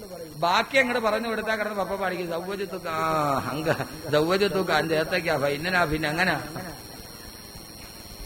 ഏറ്റവും കുറഞ്ഞ അതെങ്കിലും ഒന്ന് പഠിച്ചു വെക്കണം. അതിനുപോലും കഴിയാതെ ചില ആളുകളെ, ചില പിതാക്കന്മാരെ കാണുമ്പോൾ നമുക്ക് തന്നെ സഹതാപം തോന്നും. പാവങ്ങൾ പറയാൻ പെടുന്ന പാട്. എന്റെ പ്രിയപ്പെട്ട സഹോദരങ്ങളെ, അറബി ഭാഷയുമായി നമ്മെ സംബന്ധിച്ചോളം 5ാം ക്ലാസ്സിൽ എത്തിക്കഴിയുമ്പോൾ കുട്ടികൾ 5ാം ക്ലാസ്സിലെത്തും. 5ാം ക്ലാസ്സിലെത്തിയ കുട്ടികൾക്ക് രാവിലെ 7:30 മണിക്ക് ട്യൂഷന് പോകണം. താമസിച്ചു പോയാൽ ഉസ്താദ് ഒരു അടി കൊടുക്കും. അടിയുമായിട്ട് കരഞ്ഞുകൊണ്ട് കുട്ടി വീട്ടിൽ ചെല്ലും, ഉസ്താദ് എന്നെ അടിച്ചു. ഹാജിയാരായ പിതാവ് പൊക്കി നോക്കുമ്പോ ബോൺവിറ്റയും കോംപ്ലാന്റെ ബി കോംപ്ലക്സ് ഗുളികയും കൊടുത്തിട്ട് താൻ പൊൻവർണ്ണ കോമള മൃദുലമായി ഉണ്ടാക്കിയ തന്റെ കുഞ്ഞിന്റെ നല്ല ഗോതമ്പിന്റെ നിറമുള്ള ശരീരത്തിൽ തൊടയില് ഉസ്താദിന്റെ ചൂരലിന്റെ പാട്. ആ മനുഷ്യ ഒടുക്കത്തോ നശിച്ചു, മോളെ ഇനി നാളെ പോലെ നീ പോകണ്ട, നാളെ മുതൽ നീ ഇനി പോകണ്ട. അവനെ കൊണ്ടുപോയി ഭൗതിക ജീവിതത്തിന്റെ കലാലയങ്ങളിലാക്കും. എന്റെ പ്രിയപ്പെട്ട സഹോദരങ്ങളെ, രാവിലെ സ്കൂൾ ബസ്സിൽ കയറി ബ്രിട്ടീഷുകാരന്റെ സായിപ്പിനെ പോലെ കോട്ടും സൂട്ടും ഷൂസും ഒക്കെ ഇട്ട് കുട്ടികൾ മുഴുവനും സായിപ്പിന്റെ വണ്ടിയിലും കയറി സ്കൂളിൽ പോയി. വൈകുന്നേരം തിരിച്ചു വരുമ്പോ ഇത്താത്ത കാത്തു നിൽക്കും റോഡിന്റെ മുക്കിലുള്ള ടെലിഫോൺ പോസ്റ്റിന്റെ കീഴിൽ 3:30 മണി മുതൽ കുഞ്ഞു വന്നങ്ങടെ ഇറങ്ങി 4 പേരെ മുന്നിൽ വെച്ചിട്ട് വാട്ട് ഈസ് യുവർ നെയിം എന്നൊന്ന് ഇംഗ്ലീഷിൽ ചോദിച്ച, ഓ സൂപ്പർ ലോട്ടോടെ 1ാം സമ്മാനം കിട്ടിയവന്റെ ബമ്പർ ചിരിയാ മുഖത്ത് അല്ലേ. നേരെ മറിച്ച് മദ്രസയിൽ പോയൊരു കുട്ടി വീട്ടിലോട്ട് വന്നപ്പോ ഉമ്മ തൊട്ടടുത്തുള്ള പെണ്ണിന്റെ അടുത്ത് വർത്താനം പറഞ്ഞുകൊണ്ടിരിക്കുക. എന്തിനെ കുറിച്ച്? ഭർത്താവ് ഗൾഫിൽ നിന്ന് കൊണ്ടുവന്ന റെഗുലേറ്ററിന്റെ മേന്മ ഫളായിൽ പറഞ്ഞുകൊണ്ടിരിക്കുക. ആ സമയത്ത് മദ്രസയിൽ നിന്ന് വന്ന കുട്ടി ആ സമയത്ത് രാവിലെ സഫറദ് ഉസ്താദ് പഠിപ്പിച്ചു വിട്ടു, മക്കളെ ആരെ കണ്ടാലും ആദ്യം സലാം പറയണം. ഇത് കേട്ട് പഠിച്ചു പോയ കുട്ടി അയലോക്കംകാരിയോട് പൊങ്ങച്ചം പറഞ്ഞുകൊണ്ടിരിക്കണം. ഉമ്മാന്റെ മുമ്പിൽ ചെന്നിട്ട്, ഉമ്മ അസ്സലാമു അലൈക്കും വറഹ്മത്തുള്ളാഹി വബറകാതുഹു. ഉമ്മ ഇങ്ങനെ ഒന്ന് നോക്കും. അവര് പോയി കഴിയുമ്പോ കൊച്ചിന്റെ ചെവി പിടിച്ചിടുകയും വൃത്തികെട്ടത് മേല ആളുകളുടെ മുമ്പിൽ വെച്ച് കേൾക്കാൻ കൊള്ളാത്ത വർത്താനം മേലാരി പറഞ്ഞു പോയത് അല്ലേ? അങ്ങനല്ലേ? എന്റെ പ്രിയപ്പെട്ട സഹോദരങ്ങളെ, മലയാള ഭാഷയുമായി നമുക്ക് ബന്ധമുള്ളതുപോലെ ഒരു മുസ്ലിം എന്ന രീതിയിൽ നമ്മുടെ മാതൃഭാഷയായ അല്ലാഹുവിന്റെ പരിശുദ്ധനായ പ്രവാചകൻ പറഞ്ഞു, ഇന്നി ഉഹിബ്ബുൽ അറബ ലിസലാസിൻ. അറബി ഭാഷയെ 3 കാര്യങ്ങൾ കൊണ്ട് ഞാൻ സ്നേഹിക്കുകയാ. ഒന്ന്, അന അറബിയുൻ, ഞാൻ അറബി ഗോത്രക്കാരനാണ്, എന്റെ ഗോത്രഭാഷയാണ്. വലിസാനുൽ ഖുർആനി അറബിയുൻ, ഖുർആന്റെ ഭാഷ അറബിയാണ്. വലിസാനു അഹ്ലിൽ ജന്നത്തി അറബിയുൻ, സ്വർഗ്ഗവാസികളുടെ ഭാഷയും അറബിയാണെന്ന് ഹബീബായ നബി മുഹമ്മദ് മുസ്തഫ. ഞാൻ ചുരുക്കട്ടെ, എന്റെ വിഷയം വളരെ വിശാലമായി പോവുകയാ. അല്ലാഹുവിന്റെ പ്രവാചകൻ പറയുന്നു, വമൻ തറക്കഹു മിൻ ജബ്ബാരിൻ ഖസമഹുല്ലാഹ്. ആരതിനെ അവഗണിച്ചു അല്ലാഹു അവനെ പാഠം പെടുത്തി കളയും. വമൻ ഇബ്തഗൽ ഹുദാ ഫീ ഗൈരിഹി അല്ലല്ലാഹ്.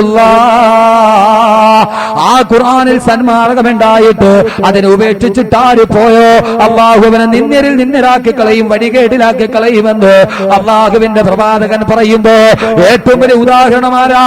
ഇസ്ലാമിക പണ്ഡിത തറവാട്ടിൽ ജനിച്ചിട്ട് അള്ളാന്റെ ഖുർആനും ഹദീസും പഠിക്കാനുള്ള അവസരം ലഭിച്ചിട്ട് അവസാനം 10 നോട്ടിന്റെ തിളക്കം കണ്ടപ്പോ ആ മാസികത്തിന് വേണ്ടി ആശയത്തെ വലിച്ചെറിഞ്ഞിട്ട് ആ തന്റെ സ്വന്തം മതത്തെയും വലിച്ചെറിഞ്ഞ് മഞ്ചേരിയിൽ മർക്കസുൽ ബിശാറ എന്ന സ്ഥാപനവും ഉണ്ടാക്കി പാവപ്പെട്ട മുസ്ലിമീങ്ങളെ വഞ്ചിച്ച് നാമാവശേഷമാക്കിയിട്ട് ജർമ്മനിയിൽ നിന്ന് സായി പയച്ചു കൊടുക്കുന്ന ഡോളറിന്റെ ഉച്ചിട്ടം വെട്ടാൻ വേണ്ടി ഒരു നായെ പോലെ കാല് നക്കി നടത്തിയിട്ട് അവസാനം ലൈംഗിക ആരോപണത്തിൽപ്പെട്ട് ഇന്നും തമിഴ്നാടിലെ ഏതോ നിലക്കടല പാടത്തിൽ തല പോലും വെളിയിൽ കാണിക്കാൻ കഴിയാറ് ഫാദർ അലവി എന്ന് പറയുന്ന മുസ്ലിം പണ്ഡിതൻ അവസാനം കൺവെർട്ട് ചെയ്തിട്ട് ഫാദർ അലവി എന്ന പേര് സ്വീകരിക്കുമ്പോ ഇന്നും പുറത്തു പോലും തല കാണിക്കാത്ത രീതിയിൽ അള്ളാഹു നിന്നിരിൽ നിന്നനാക്കി കളഞ്ഞുവെങ്കിൽ അള്ളാന്റെ പ്രവാചകൻ പറയുന്നു,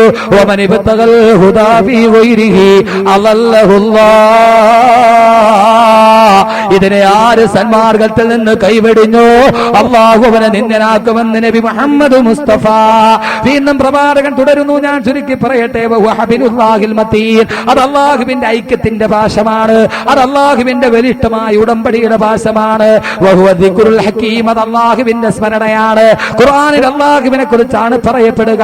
അള്ളാഹുവിന്റെ വിശുദ്ധമായ ഖുർആൻ 114 ഏതാണ്ട് 114 അധ്യായങ്ങളിലായി 30ഓളം ഖണ്ഡങ്ങളിലായി 6600-ൽ പരം ആയത്തുകളിലായി ഏതാണ്ട് 85,630ഓളം വാക്കുകളും 3,33,760ഓളം വരുന്ന അക്ഷരങ്ങളുമായി പരന്ന് വിശാലമായി കിടക്കുന്ന ഖുർആൻ അടിക്കടി പറയുന്നത് റബ്ബിനെ കുറിച്ചാ, അല്ലാഹുവിനെ കുറിച്ചാ.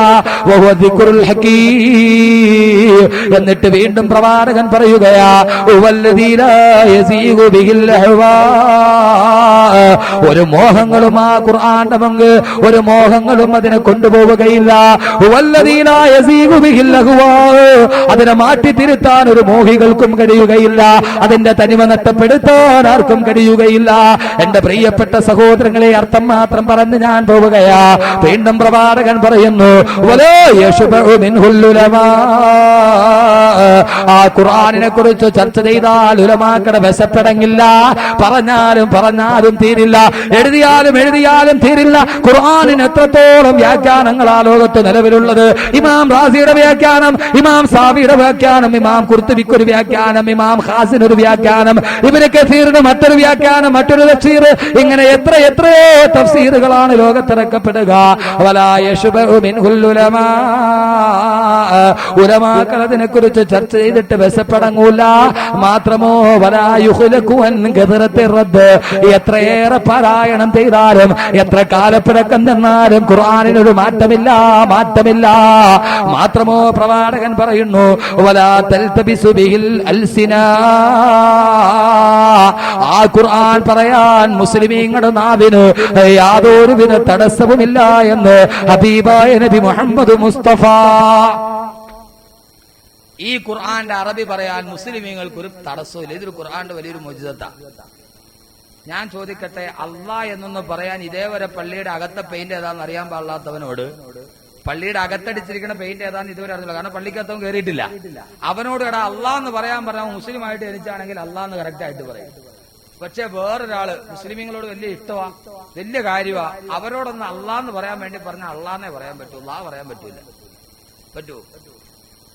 അള്ളാഹ് എന്ന് പറയാൻ വേണ്ടി ഇള്ളാ വരൂല, അള്ളാഹ്ന്നേ പറയും. ഈ ചില തമിഴന്മാര് കേരളത്തിൽ വന്നിട്ട് 40 വർഷമായാലും വാഴപ്പഴം എന്നേ പറയൂ, വാഴപ്പഴം എന്ന് പറയൂല. തമിഴ്നാട്ടിൽ നിന്ന് വന്ന ആളുകളെ കേരളത്തിൽ വന്ന ആവശ്യം എത്ര ആളായാലും നമുക്കറിയാം. കാരണം അവരോട് പറയാൻ പറ്റും, ഒന്നീ പളങ്കഞ്ഞി എന്ന് പറയില്ല, വാഴപ്പഴം എന്ന് പറയും. യാ പറയാൻ അവർക്ക് പറ്റൂല എന്ന് പറഞ്ഞത് മാതിരി ഈ ലാ എന്ന് പറഞ്ഞ അക്ഷരം പറയാൻ നമ്മളെ കൊണ്ടേ പറ്റും. വേറെ ആരെ കൊണ്ട് അത് പറ്റൂല, വലിയ പാടാ ഇള്ളായേ വരും. സംശയം ഉണ്ടെങ്കിൽ നിങ്ങൾ നോക്കി ഇല്ലേ? ഈ ഖുർആന്റെ ഒരായത്തൊന്ന് ഓതണമെങ്കിൽ നമ്മളെ കൊണ്ടേ പറ്റൂ, ബാക്കിയുള്ളവരെ കൊണ്ട് പറ്റൂല, വലിയ പാടാ. അള്ളാഹുവിന്റെ പ്രവാചകൻ പറഞ്ഞു, വലാ തൽതബിസു ബിഹിൽ അൽസിന, വലാ തൽതബിസു ബിഹിൽ അൽസിന. ഇത് പറയാൻ മുഅ്മിനിന്റെ നാവിന് എത്രയോ എളുപ്പം. ഇനിയാണ് സഹോദരങ്ങളെ അള്ളാഹുവിന്റെ പ്രവാചകൻ ഇത്രയും നേരം പറഞ്ഞത് ഖുർആന്റെ ശ്രേഷ്ഠത. ഇത് മനസ്സിലാക്കിയാൽ മതി, അമൽ ചെയ്യാനുള്ള. ഇതെന്തിനുള്ളതാ? ഇത്രയും നേരം പ്രവാചകൻ പറഞ്ഞത് ഖുർആന്റെ ശ്രേഷ്ഠതയാ. ഇനിയാണ് അല്ലാഹുവിന്റെ പ്രവാചകൻ അമൽ ചെയ്യാനുള്ള ഭാഗം പറയുന്നു. പ്രവാചകൻ പറയുന്നു, വമൻ ഖാല ബിഹി സദഖ, ആ ഖുർആൻ അനുസരിച്ച് ആര് സംസാരിച്ചോ അവൻ സത്യസന്ധനാ. ഖുർആൻ അനുസരിച്ച് ആര് സംസാരിച്ചോ അവൻ സത്യസന്ധൻ. ആരെ പോലെ? സയ്യിദുന ഉമർ ബിൻ ഖത്താബിനെ പോലെ. ഇന്നല്ലാഹ ജഅലൽ ഹഖ്ഖ അലാ ലിസാനി ഉമറ വഖൽബിഹി. ഈ ഖുർആൻ അനുസരിച്ച് സംസാരിക്കുന്നവൻ സത്യസന്ധനാണ്. ഇനി അള്ളാഹുവിന്റെ പ്രവാചകൻ പറയുന്നു, ഈ ആയത്ത്, ഈ ഹദീസിന്റെ ഇനി ഒരു 2 ഭാഗം കൂടി ഉള്ളൂ. 2 വാക്ക് പ്രവാചകൻ ഖുർആനെ കുറിച്ച് പറഞ്ഞ 2 ഭാഗം. ചില കാര്യങ്ങൾ ഞാൻ അങ്ങോട്ട് വിട്ടു, കാരണം വിശാലമായി പോകും, സമയം പരിമിതം, ഈ ഹദീസ് തീർക്കണം. അതുകൊണ്ട് ഇനി പ്രവാചകൻ ഖുർആനെ കുറിച്ച് 2 കാര്യമേ പറയുന്നുള്ളൂ. ഇൻഷാ അല്ലാഹ് ചെയ്യൂലേ? ഉറക്കെ ഇൻഷാ അല്ലാഹ് എല്ലാവരും അവരവരെ കൊണ്ട് കഴിയുന്ന രീതിയിൽ അമൽ ചെയ്താൽ മതി. കഴിയാത്തൊരു കാര്യം പറയണ്ട. ലാ യുകല്ലിഫുല്ലാഹു നഫ്സൻ ഇല്ലാ വുസ്അഹാ. നിങ്ങളെ കൊണ്ട് കഴിയുന്ന രീതിയിൽ നിങ്ങൾ അതനുസരിച്ച് അമൽ ചെയ്താൽ മതി. പക്ഷെ അത് അമൽ ചെയ്യുമ്പോൾ അത് എനിക്ക് കഴിയുന്ന രീതി അത്രയേ ഉള്ളൂ എന്ന് ചിന്തിക്കണം. അല്ലാഹുവിന്റെ പ്രവാചകൻ പറയുന്നു, വമൻ അമില ബിഹി ഉജ്റ, വമൻ അമില ബിഹി ഉജ്റ. ആ ഖുർആൻ എന്തു പറഞ്ഞോ അതനുസരിച്ച് പ്രവർത്തിക്കുന്ന ആളുകൾ ഉജ്റ, അവന് അദമ്യമായ പ്രതിഫലം നൽകപ്പെടും. ഈ ഖുർആൻ എന്തു പറഞ്ഞോ അതനുസരിച്ച് പ്രവർത്തിക്കുന്ന ആളുകൾക്ക് അപാരമായ പ്രതിഫലം നൽകപ്പെടും. അതെന്തൊരു പ്രതിഫലമാ? അതറിയണമെങ്കിൽ നിങ്ങൾ അറിയുക, ബഹുമാനപ്പെട്ട സയ്യിദിന അബൂദറുൽ ഗിഫാരി റളിയല്ലാഹു തആല ഖുർആൻ പറഞ്ഞതിന്റെയും ഒരല്പം കൂടെ, ഒരു പടിയും കൂടെ കടന്നു മൂപ്പിൽ അമൽ ചെയ്യും. സയ്യിദുന അബൂദറുൽ ഗിഫാരി റളിയല്ലാഹു തആല അൻഹു ഖുർആൻ പറഞ്ഞതിനേക്കാൾ ഖുർആൻ എന്തു പറഞ്ഞോ അതേപോലെ അമൽ ചെയ്തു അബൂദൽ ഗിഫാരി. ആരാ അബൂദൽ ഗിഫാർ റളിയല്ലാഹു തആല അൻഹു? മക്കയിലെ കോടിപതിയാ, മക്ക രാജ്യത്തിലെ ഏറ്റവും വലിയ ബിസിനസിന്റെ സാമ്രാജ്യത്തിന്റെ ഉടമയാ. മക്കാ രാജ്യത്തിൽ അബൂദർ ഗിഫാരിയെ പോലൊരു കോടിപതി ചരിത്രത്തിൽ ഉണ്ടായിട്ടില്ല. കാലഘട്ടത്തില് ഹിന്ദുജയെക്കാളേറെ അംബാനിയെക്കാളേറെ 980 കോടി ഡോളറിന്റെ ആസ്തിയുള്ള സാക്ഷാൽ അനിൽ അംബാനിയെക്കാളേറെ റിലയൻസിന്റെ സംസ്ഥാനത്തിന്റെ വ്യാവസായിക മേധാവിയെക്കാളേറെ ബ്രൂണൈ നദിക്കരയിൽ 2222 ശീതീകരിച്ച റൂമിൽ കിടന്നുറങ്ങുന്ന സാക്ഷാൽ ബ്രൂണൈ സുൽത്താനെക്കാളേറെ സർവാധിപതിയായ കോടീശ്വരന ബഹുമാനപ്പെട്ട സയ്യിദുനാ അബൂദർ ഗിഫാരി റളിയല്ലാഹു തആല അൻഹു അല്ലാഹുവിന്റെ പ്രവാചകന്റെ സഹാബിയാണ്. ആ സമയത്താണ് പരിശുദ്ധ ഖുർആന്റെ ആയത്തിറങ്ങുക. ഖുദു മിൻ അംവാലിഹിം സദഖത്തൻ തുതഹിറുഹും വതുസക്കിഹിം ബിഹാ വസല്ലി അലൈഹിം ഇന്ന സ്വലാതക സകനുൻ ലഹും വല്ലാഹു സമീഉൻ അലീം. സക്കാത്തിനെ സംബന്ധിച്ച് ആയത്തിറങ്ങി വിശുദ്ധമായ ഖുർആന്. അതായത് ഒരു മുതലാളി ഒരു സമ്പത്തിന്റെ നിശ്ചിത ദ്രവ്യമെത്തിയാള് വർഷാവർഷം കണക്ക് കൂട്ടിയിട്ടവന്റെ 2.5% ദീനിനു വേണ്ടി കൊടുക്കണമെന്ന് ആയത്തിറങ്ങിയപ്പോ, പാവപ്പെട്ടവന് കൊടുക്കണമെന്ന് ആയത്തിറങ്ങിയപ്പോ അബൂദർ ഗിഫാരി ഏറ്റവും വലിയ കോടിപതിയാണ്. വർഷാവർഷം തന്റെ സമ്പത്തിന്റെ കണക്കാക്കിയിട്ട് 2.5% പാവപ്പെട്ടവർക്ക് കൊടുക്കും. അങ്ങനെ ഇരിക്കുമ്പോഴാണ് ഖുർആനിൽ ഒരു ആയത്തിറങ്ങുക. സൂറത്ത് തൗബയിൽ ആയത്തിറങ്ങി. എന്താണെന്നറിയുമോ? വല്ലദീന യക്നിസൂന الذهب والفضة ولا ينفقونها في سبيل الله فبشرهم بعذاب أليم. والذين يكنزون الذهب والفضة ആരൊക്കെയാണോ യക്നിസൂന الذهب والفضة സ്വർണവും വെള്ളിയും കനികളാക്കിയിട്ട് ഭണ്ഡാരങ്ങളാക്കി വീടിന്റെ ഉള്ളിൽ സൂക്ഷിച്ചു വെച്ചിട്ട് ولا ينفقونها في سبيل الله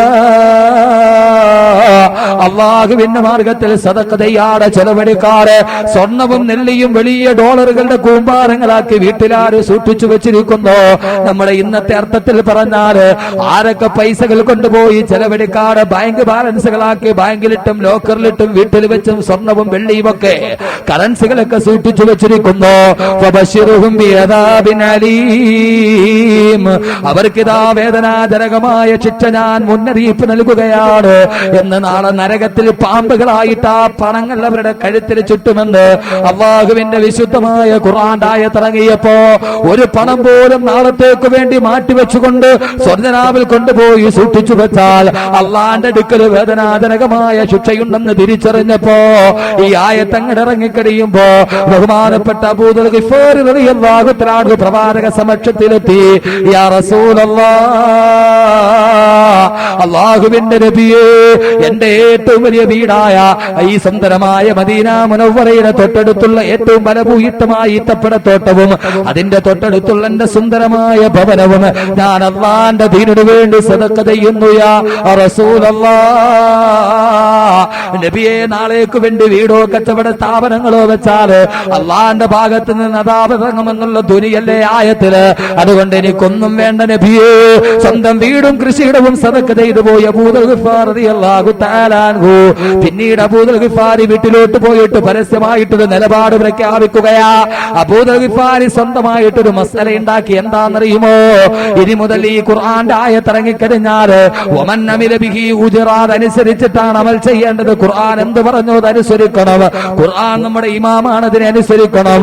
അതുകൊണ്ട് നാളെ മുതൽ ആരെങ്കിലും കയ്യിൽ ഒരു ദിവസം 100 രൂപ കിട്ടിക്കഴിഞ്ഞാൽ അവൻ വൈകുന്നേരം കിടന്നുറങ്ങുന്നതിന് മുമ്പ് ആ 100 രൂപയും തിന്നു തീർത്ത് സദഖ ചെയ്തേ മതിയാകൂ, തീർത്തേ മതിയാകൂ.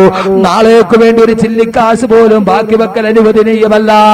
നാളേക്ക് വേണ്ടി ഒരു നാണയം ഒരാൾ സൂക്ഷിച്ചു വെച്ചാൽ അള്ളാഹു ഈ ആയത്തിൽ പറഞ്ഞ ശിക്ഷയ്ക്ക് അവൻ അർഹനാണെന്നുള്ള നിലപാടെടുക്കുമ്പോ നാളേക്ക് വേണ്ടി ഒരാളുടെ കയ്യിൽ 100 രൂപ കിട്ടിക്കഴിഞ്ഞാൽ അത് 100 ചെലവാക്കാതെ അവൻ കിടന്നുറങ്ങല് ഹറാമാണെന്ന് ബഹുമാനപ്പെട്ട അബൂദർ ഗിഫാരി ഫത്വ ഇറക്കുമ്പോ അദ്ദേഹം ആദ്യം അങ്ങനെ തന്നെ സ്വന്തമായിട്ട് അങ്ങട് അമൽ ചെയ്തു. കയ്യിലുണ്ടായിരുന്നതെല്ലാം സദഖ ചെയ്തു. സ്വന്തമായിട്ടൊന്നുമില്ലാത്ത അവസ്ഥയെത്തി. അവസാനം അബൂദർ ഗിഫാരി എന്ത് ചെയ്തെന്നറിയുമോ? തൊട്ടടുത്ത അയൽവക്കക്കാരുടെ വീട്ടിലെങ്ങാനും പൈസ എങ്ങാനും ഒളിപ്പിച്ചു വെച്ചിട്ടുണ്ടെന്നറിഞ്ഞാല് അതിന്റെ വീട്ടിന്റെ ഉള്ളിൽ അതിക്രമിച്ചു കിടക്കും. ആ പൈസ എടുത്തിട്ട് സാധുക്കൾക്ക് വിതരണം ചെയ്യും. സഹാബാക്കൾ മുഴുവൻ അബൂദർ ഗിഫാരിയെ കൊണ്ട് പൊറുതിമുട്ടാൻ തുടങ്ങി. ഒരു പൈസ പോലും ഒരിടത്തും വെക്കാൻ കഴിയുന്നില്ല, നിർവാഹമില്ല. എല്ലാവരും പരാതിയുമായിട്ട് കടന്നു ചെന്നു. ഇലാ ഇലാ ഹളറത്തി റസൂലില്ലാ, അല്ലാഹുവിന്റെ പ്രവാചകന്റെ സമക്ഷത്തിലെത്തി. യാ റസൂലല്ലാഹ്, തിരുദൂതരെ അബൂദർ ഗിഫാരിയെ കൊണ്ട് സഹിക്കാൻ കഴിയുന്നില്ല, അതുകൊണ്ട് അബൂദറിനെ നിലക്ക് നിർത്തണേ നബിയേ. അല്ലാഹുവിന്റെ പ്രവാചകൻ ഇത് കേട്ടിട്ട് പുഞ്ചിരിച്ചു. പ്രവാചകൻ ചോദിച്ചു, അബൂദറെ എന്താ ചെയ്യുക? നബിയെ, നാളേക്ക് വേണ്ടി ഒരു പണവട പോലും മാറ്റിവെക്കൽ ഹറാമാ നബിയെ, തീർച്ചയാ. പ്രവാചകൻ അബൂദറിനെ തിരുത്താൻ തയ്യാറായില്ല. സ്ഥിതി അങ്ങനെ തന്നെ നടക്കാൻ തുടങ്ങി. പ്രവാചകൻ വഫാത്തായി. അബൂബക്കർ സിദ്ദീഖ് റളിയല്ലാഹു തആല അൻഹു ഖലീഫ പദവി ഏറ്റെടുത്തു. അബൂദർ ഇതേ നിലപാടിൽ തന്നെ. സഹാബാക്കളുമായി പലപ്പോഴും അബൂദർ വഴക്ക് കൂടും. ഒരു സഹാബിക്കും ഒരു പണവട പോലും ഒളിച്ചു വെക്കാൻ പറ്റാത്ത അവസ്ഥയായി. നാളേക്ക് വേണ്ടി മാക്കി വെട്ടാൻ കഴിയുന്നില്ല. അബൂബക്കറിന്റെ അടുക്കലും പരാതി വന്നു. പക്ഷേ അല്ലാഹുവിന്റെ പ്രവാചകൻ കൈകടത്താത്ത കാര്യത്തിൽ അബൂബക്കറും തീരുമാനം പറഞ്ഞില്ല. ബഹുമാനപ്പെട്ട ഉമർ റളിയല്ലാഹു തആല അൻഹു ഖലീഫയായി. ആ സമയത്തും അബൂദർ റളിയല്ലാഹു തആല അൻഹു സഹാബാക്കൾ തമ്മിൽ ശണ്ട കൂടാൻ തുടങ്ങി. രണ്ടുപേരും പരസ്പരം അങ്ങോട്ടും ഇങ്ങോട്ടും ബഹളമായി. ആരുടെയെങ്കിലും വീട്ടിൽ കയറി ചെന്നാ സഹിക്കുമോ? സഹാബാക്കൾ അബൂദറിനെ മർദ്ദിക്കുന്ന അവസ്ഥയിലെത്തി. ബഹുമാനരായ സഹാബാക്കൾ ഉമർ ഇബ്നു ഖത്താബിന്റെ മുന്നിൽ പരാതിയുമായി എത്തി. പ്രിയപ്പെട്ട അമീറുൽ മുഅ്മിനീൻ, അബൂദറിനെ എങ്ങനെയെങ്കിലും സമാധാനിപ്പിച്ചേ മതിയാവൂ, പറഞ്ഞു മനസ്സിലാക്കിയേ മതിയാവൂ. പക്ഷേ പ്രിയപ്പെട്ട ഹബീബും അല്ലാഹുവിന്റെ പ്രവാചകന്റെ അനുയായിയായ അബൂബക്കറും കൈകടത്താത്ത കാര്യത്തിൽ ഉമറും നിസ്സംഗത പാലിക്കുകയാ. സഹോദരങ്ങളെ, ചുരുക്കി പറയട്ടെ, അവസാനം ഉസ്മാൻ റളിയല്ലാഹു തആല അൻഹുവിന്റെ കാലമായി. അബൂദർ ഗിഫാർ റളിയല്ലാഹു തആല അൻഹുമായിട്ട് സഹാബാക്കൾ ചേരിതിരിയാൻ തുടങ്ങി. ഒരു വിഭാഗം ആളുകൾ അബൂദറിനെ അനുകൂലിച്ചു, മറുവിഭാഗം പ്രതികൂലിച്ചു. ഇസ്ലാമിക സമൂഹത്തിൽ ആഭ്യന്തര പ്രശ്നം ഉടലെടുത്തു. പരസ്പരം രണ്ടുപേരും വാഗ്വാദത്തിന്റെ വടികളിലെത്തി. ഇസ്ലാമിക സമൂഹം നെടുകെ പിളരുമെന്നുള്ള അവസ്ഥ വരുമ്പോ അക്കാബിരീങ്ങളായ സഹാബാക്കൾ മുഴുവൻ ബഹുമാനപ്പെട്ട ഉസ്മാൻ ഇബ്നു അഫ്ഫാന്റെ അടുക്കലെത്തി. പറയുകയാണ്, അമീറുൽ മുഅ്മിനീൻ, അത്യന്തരമായി സത്വരമായി ഇടപെട്ടേ പറ്റൂ. ഇസ്ലാമിക സമൂഹം പിളർപ്പിന്റെ വക്കിലാണ്, അതുകൊണ്ട് അബൂദറിനെ നിലക്ക് നിർത്തിയേ മതിയാകൂ എന്ന് വന്ധ്യവയോധികരായ സഹാബാക്കൾ ഉസ്മാൻ ഇബ്നു അഫ്ഫാനോട് പറയുമ്പോ ഉസ്മാൻ ഇബ്നു അഫ്ഫാൻ വല്ലാത്ത ധർമ്മസങ്കടത്തിലാ. അള്ളാന്റെ പ്രവാചകൻ കൈകടത്താത്ത, അബൂബക്കർ പോലും അഭിപ്രായം പറയാത്ത, ഉമർ പോലും നിസ്സംഗത പാലിച്ചു പോയ ഇക്കാര്യത്തിൽ ഞാൻ എങ്ങനെയാ തീരുമാനം പറയുക? പറയാതിരുന്നാലോ ഇസ്ലാമിക സമൂഹം രണ്ടായി നെടുകെ പിളർന്നു പോകും, യോജിക്കാൻ കഴിയാത്ത അവസ്ഥയിലെത്തും. ത്രിശങ്കു സ്വർഗത്തിൽപ്പെട്ടതുപോലെ ഉസ്മാൻ റളിയല്ലാഹു തആല അൻഹു എന്ത് ചെയ്യണമെന്നറിയാതെ ഉടലുമ്പോ അവസാനം അബൂദറിനെ ഒന്ന് പരീക്ഷിക്കാൻ തീരുമാനിച്ചു ഉസ്മാൻ റളിയല്ലാഹു തആല അൻഹു. എന്തുകൊണ്ട് അബൂദർ ഇത്രത്തോളം സദഖയുടെ കാര്യത്തിൽ നിലപാടെടുക്കുന്നതെന്നറിയണം. ബഹുമാനപ്പെട്ട ഉസ്മാൻ റളിയല്ലാഹു തആല അൻഹു അബൂദറിനെ തന്റെ അടുക്കലേക്ക് വിളിച്ചു വരുത്തി. 50,000 സ്വർണ്ണ നാണയം അടങ്ങുന്ന ഒരു പണക്കിരി കയ്യിലോട്ട് കൊടുത്തു. പറഞ്ഞ, അബൂദറേ, ഇതെന്റെ സ്വകാര്യ സമ്പത്താണ്, ഞാൻ നിനക്ക് സദഖയായിട്ട് തരുന്നതാ, കൊണ്ടുപോയി കൊള്ളുക. നിറഞ്ഞ കണ്ണുകളോടെ അബൂദർ റളിയല്ലാഹു തആല അൻഹു 50,000 സ്വർണ്ണ നാണയവും കയ്യിൽ വാങ്ങിച്ചിട്ട് വീട്ടിലോട്ട് തിരിച്ചുപോയി.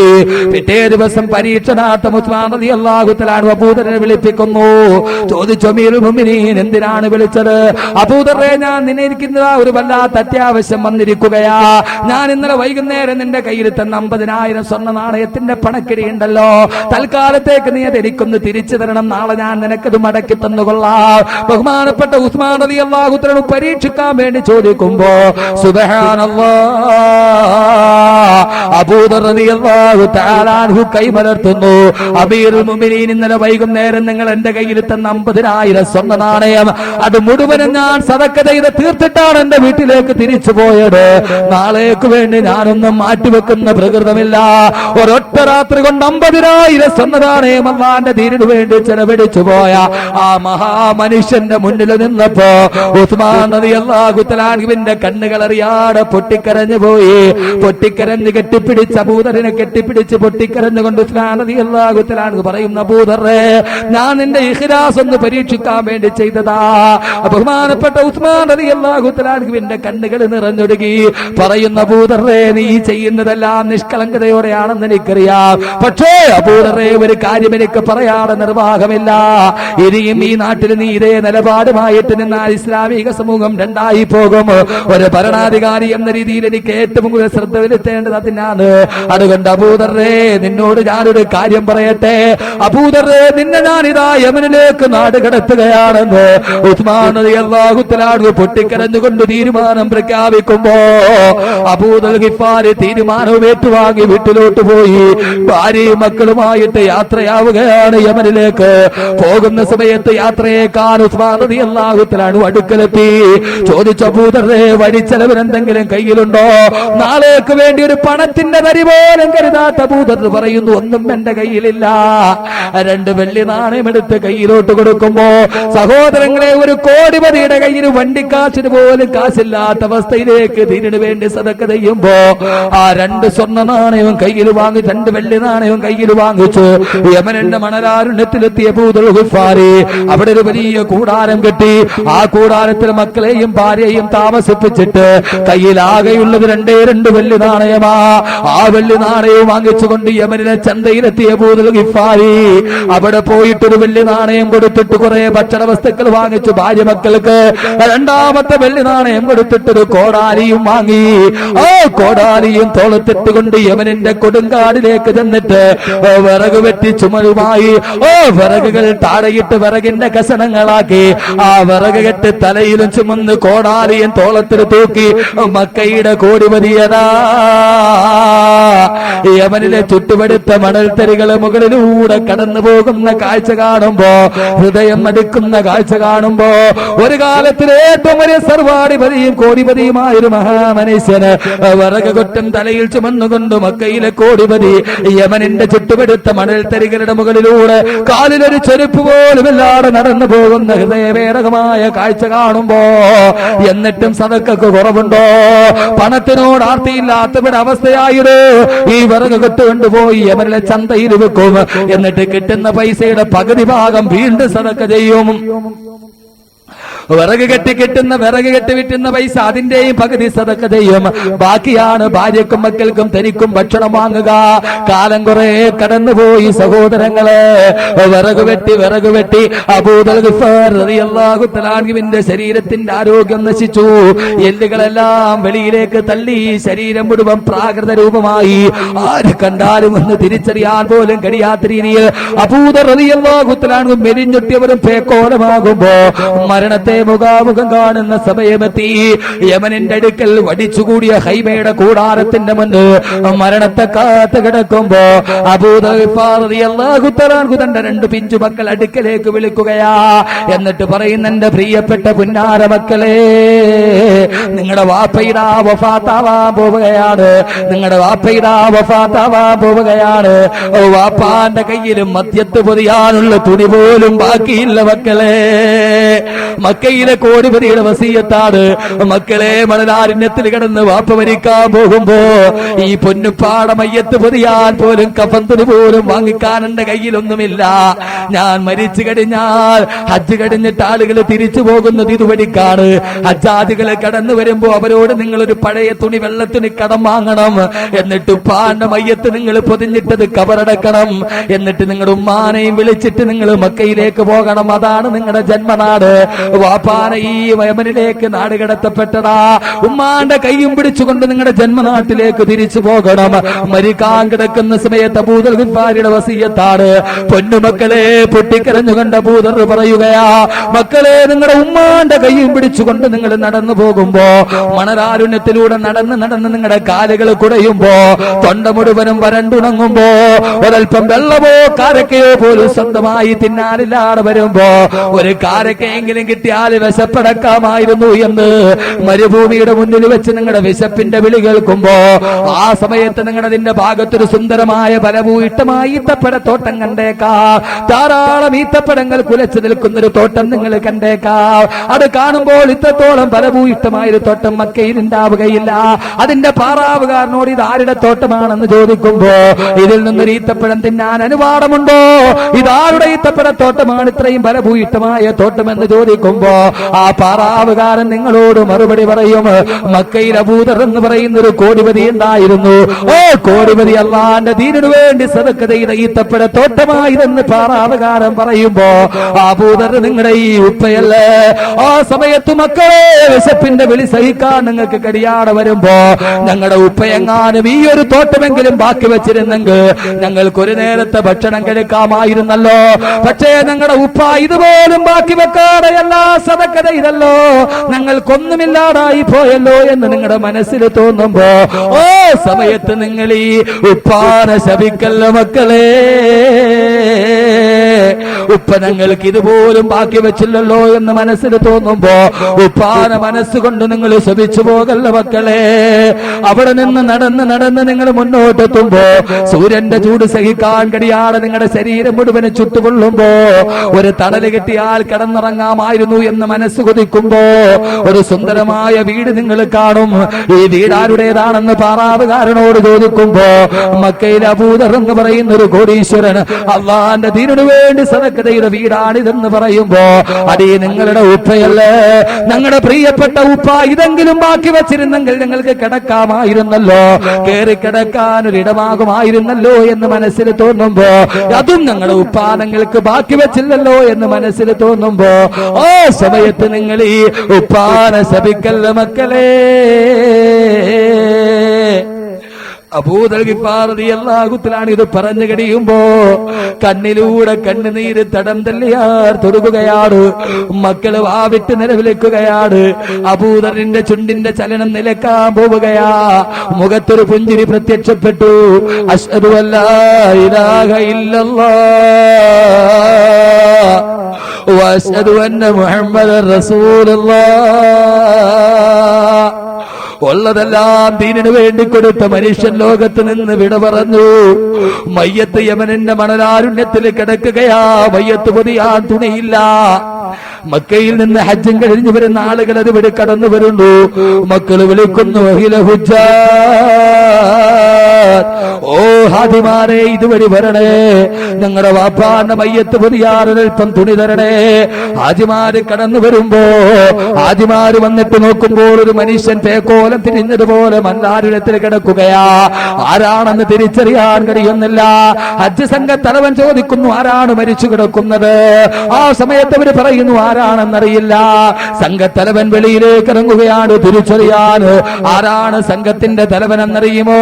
ബഹുമാനപ്പെട്ട സയ്യിദുനാ അബ്ദുല്ലാഹ് ഇബ്നു മസ്ഊദ് റളിയല്ലാഹു തആല അൻഹു വന്നിട്ട് നോക്കുമ്പോ കവിള് മുഴുവനും അകത്തോട്ടുമ്പി ഒരു തേക്കോലം പോലെ, ഒരു ദരിദ്ര കോലം പോലെ ഒരാൾ കിടക്കുകയാ. മുഖത്തോട്ടങ്ങ് സൂക്ഷിച്ചു നോക്കുമ്പോ വിതുമ്പുന്ന ചുണ്ടുകളോട് ഇബ്നു മസ്ഊദ് റളിയല്ലാഹു തആല അൻഹു വിളിച്ചു പറയുന്നു, ഇതാരെന്നറിയുമോ? ഹദിഹി ജനാസത്തു ഹബീബി റസൂലില്ലാഹ്, ഹദിഹി ജനാസത്തു ഹബീബി റസൂലില്ലാഹ്. ഇത് അല്ലാഹുവിന്റെ റസൂലിന്റെ ഹബീബായ അബൂദർ ഗിഫാരിയാണ് കിടക്കുന്നതെന്ന് ഇബ്നു മസ്ഊദ് വിളിച്ചു പറയുമ്പോ, ഒരു കാലത്ത് കോടീശ്വരനായി നടന്ന മനുഷ്യന്റെ അവസ്ഥ കണ്ടിട്ട് സഹാബാക്കളുടെ കണ്ണുകൾ നിറഞ്ഞൊഴുകുമ്പോ പെട്ടെന്നെന്തോ ഓർത്തതുപോലെ ഇബ്നു മസ്ഊദ് റളിയല്ലാഹു തആല അൻഹു വിളിച്ചു പറയുന്നു, സദഖ റസൂലുള്ളാഹ്, സദഖ റസൂലുള്ളാഹ്, സദഖ റസൂലുള്ളാഹ്. അള്ളാന്റെ പ്രവാചകൻ പറഞ്ഞത് സത്യമായി പുലർന്നിരിക്കുകയാ. അള്ളാന്റെ ഹബീബ് പറഞ്ഞത് സത്യമായി പുലർന്നിരിക്കുകയാ. സഹാബാക്കൾ ചോദിച്ചു, പ്രവാചകൻ പറഞ്ഞത് എന്താ സത്യമായത്? ഇബ്നു മസ്ഊദ് പറയുന്നു, പ്രവാചകന്റെ കാലഘട്ടത്തിൽ ഞാൻ അള്ളാന്റെ റസൂലിന്റെ മജ്‌ലിസിൽ ഇരിക്കുമ്പോ ഇക്കിടക്കുന്ന അബൂദർ ആ മജ്‌ലിസിലേക്ക് വന്നിട്ട് വിളിച്ചു പറഞ്ഞു, യാ റസൂലല്ലാഹ്, ഓ നബിയേ, എന്റെ മക്കയിലെ മദീനയിലോട്ട് സുന്ദരമായി തപ്പനത്തോട്ടവും അതിന്റെ തൊട്ടടുത്തുള്ള എന്റെ വീടുമിതാ. ഞാൻ അങ്ങയുടെ ദീനിനു വേണ്ടി സദഖ ചെയ്യുന്നു യാ റസൂലല്ലാഹ് എന്ന് അബൂദർ പ്രവാചകനോട് പറയുമ്പോ പ്രവാചകൻ അബൂദറിനോട് പറഞ്ഞു, അബൂദറേ, അബൂദറിന്റെ ഇരു ചുമലുകളിലേക്ക് തന്റെ ഇരുകരങ്ങൾ എടുത്തു വെച്ചിട്ട് അല്ലാഹുവിന്റെ റസൂൽ പറയുന്നു, അബൂദറേ, അന്ത തമൂതു വഹദാനാ വതുഹ്ശറു വഹദാനാ. അബൂദർറേ, നാളെ നീ മരണപ്പെടുമ്പോ ഏകനായിട്ടായിരിക്കും നീ മരിക്കുക. നീ മരിക്കുന്ന സമയത്ത് ഒരാൾ പോലും നിന്റെ അടുക്കൽ ഉണ്ടാവില്ല അബൂദർറേ. മാത്രമോ നാളെ ആഖിറത്തിൽ നിന്റെ ഒപ്പമെത്താൻ ഒരു മനുഷ്യൻ പോലും ഉണ്ടാവില്ല അബൂദർറേ എന്ന് സഫീഉനാ റസൂലുള്ളാഹി പ്രവാചകൻ പറഞ്ഞ ഈ വാക്കിന് ഞാൻ സാക്ഷിയാ. ആ വാക്കാണ് സത്യമായി പുലർന്നിരിക്കുന്നതെന്ന് ബഹുമാനപ്പെട്ട സയ്യിദുനാ ഇബ്നു മസ്ഊദ് റളിയല്ലാഹു തആല അൻഹു പറയുമ്പോ, സഹോദരങ്ങളെ, ഖുർആൻ എന്ത് പറഞ്ഞോ അതനുസരിച്ച് അമൽ ചെയ്തൊരു സഹാബി എന്ന അവകാശിയല്ലേ. പ്രവാചകൻ പറയുന്നു, വമൻ അമില ബിഹി ഉജ്റാ, ഇതനുസരിച്ച് ആരമൽ ചെയ്തവന് പ്രതിഫലം നൽകപ്പെടും. സഹോദരങ്ങളെ, 2 ദിവസം ഖുർആനെ കുറിച്ച് സംസാരിച്ചിട്ട് ആ ഖുർആൻ പറഞ്ഞതനുസരിച്ച് അമൽ ചെയ്താൽ അബൂദർ റളിയല്ലാഹു തആല അൻഹുവിന്റെ കൂടെ നാളെ സ്വർഗ്ഗത്തിലെത്താൻ ഉള്ളതെല്ലാം അല്ലാഹുവിന്റെ ദീനിനു വേണ്ടി കൊടുത്ത അബൂദർ, അല്ലാഹുവിന്റെ ദീനിനു വേണ്ടി സർവ്വതും കൊടുത്ത അബൂദർ, കടപ്പാടം പോലും കൊടുത്ത അബൂദർ, സ്വന്തം ശരീരം പോലും കൊടുത്ത അബൂദർ നാളെ സ്വർഗ്ഗത്തിൽ വരുമ്പോ അബൂദർ റളിയല്ലാഹു തആല അൻഹുവിന്റെ കൂടെ ആ സ്വർഗ്ഗത്തിലേക്ക് കടന്നു ചെല്ലാൻ വേളാവൂർ വർഷങ്ങളായി പ്രാചീനമായി പുരാതനമായി നിൽക്കുന്ന പള്ളി അത് നിർമ്മിക്കാൻ വേണ്ടി ജമാഅത്ത് കമ്മിറ്റി തീരുമാനിച്ചിരിക്കുകയാ. ധാരാളം ആളുകൾ ലക്ഷക്കണക്കിന് രൂപ സദഖ ചെയ്തു. 1 ലക്ഷം 50,000 ചെയ്ത ആളുകളുണ്ട്, 25,000 ചെയ്ത ആളുകളുണ്ട്, 5,000 ചെയ്ത ആളുകളുണ്ട്, 500 ചെയ്ത ആളുകളുണ്ട്, 1 രൂപ പോലും കൊടുത്ത ആളുകളുണ്ട്. അല്ലാഹു പകരം സ്വർഗം നൽകുമാറാകട്ടെ, പകരം സ്വർഗം നൽകുമാറാകട്ടെ, സ്വർഗം നൽകുമാറാകട്ടെ. നാളെ അബൂദർ ഗിഫാർ റളിയല്ലാഹു തആല അൻഹുവിന്റെ കൂടെ സ്വർഗ്ഗത്തിലേക്ക് അല്ലാഹ് വേളാവൂരിൽ നിന്ന് ഞാനും അബൂദറിന്റെ പാത പിന്തുടരുകയാ. എന്റെ നാട്ടിലെ പള്ളിക്ക് വേണ്ടി, എന്റെ നാടിന്റെ പള്ളിക്ക് വേണ്ടി ആ മിനാരത്തിലൂടെ ബാങ്കൊന്നു മുടങ്ങാൻ വേണ്ടി എന്റെ പ്രിയപ്പെട്ട സഹോദരങ്ങളെ, അബൂദർ റളിയല്ലാഹു തആല അൻഹുവിന്റെ കൂടെ സ്വർഗ്ഗത്തിലേക്ക് എത്താൻ ആദ്യമായിട്ടൊരു സഹോദരൻ അല്ലാഹുവിന്റെ ദീനിനു വേണ്ടി എളിയവൻ ആദ്യമായിട്ട് ചോദിക്കുന്നത് ആ വേളാവൂരുകാരോട് അല്ലാഹുവിന്റെ പരിശുദ്ധമായ ദീനിനു വേണ്ടി സദഖ ചെയ്യാൻ. അള്ളാഹുവിന്റെ പ്രിയപ്പെട്ട അടിമകളായ എന്റെ പ്രിയപ്പെട്ട സഹോദരിമാർ, അറിയുക സൈനബിന്. ആരാ സൈനബ്?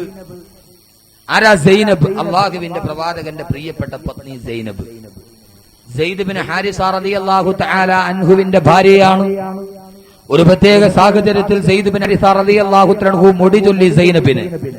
മുടി ചൊല്ലപ്പെട്ട സൈനബ് അള്ളാഹുവിന്റെ പ്രവാചകന്റെ പ്രിയപ്പെട്ട കൂട്ടുകാരനായ സെയ്ദിന്റെ ഭാര്യ സൈനബ് മുടി ചൊല്ലപ്പെട്ട് വീട്ടിലിരിക്കുകയാ.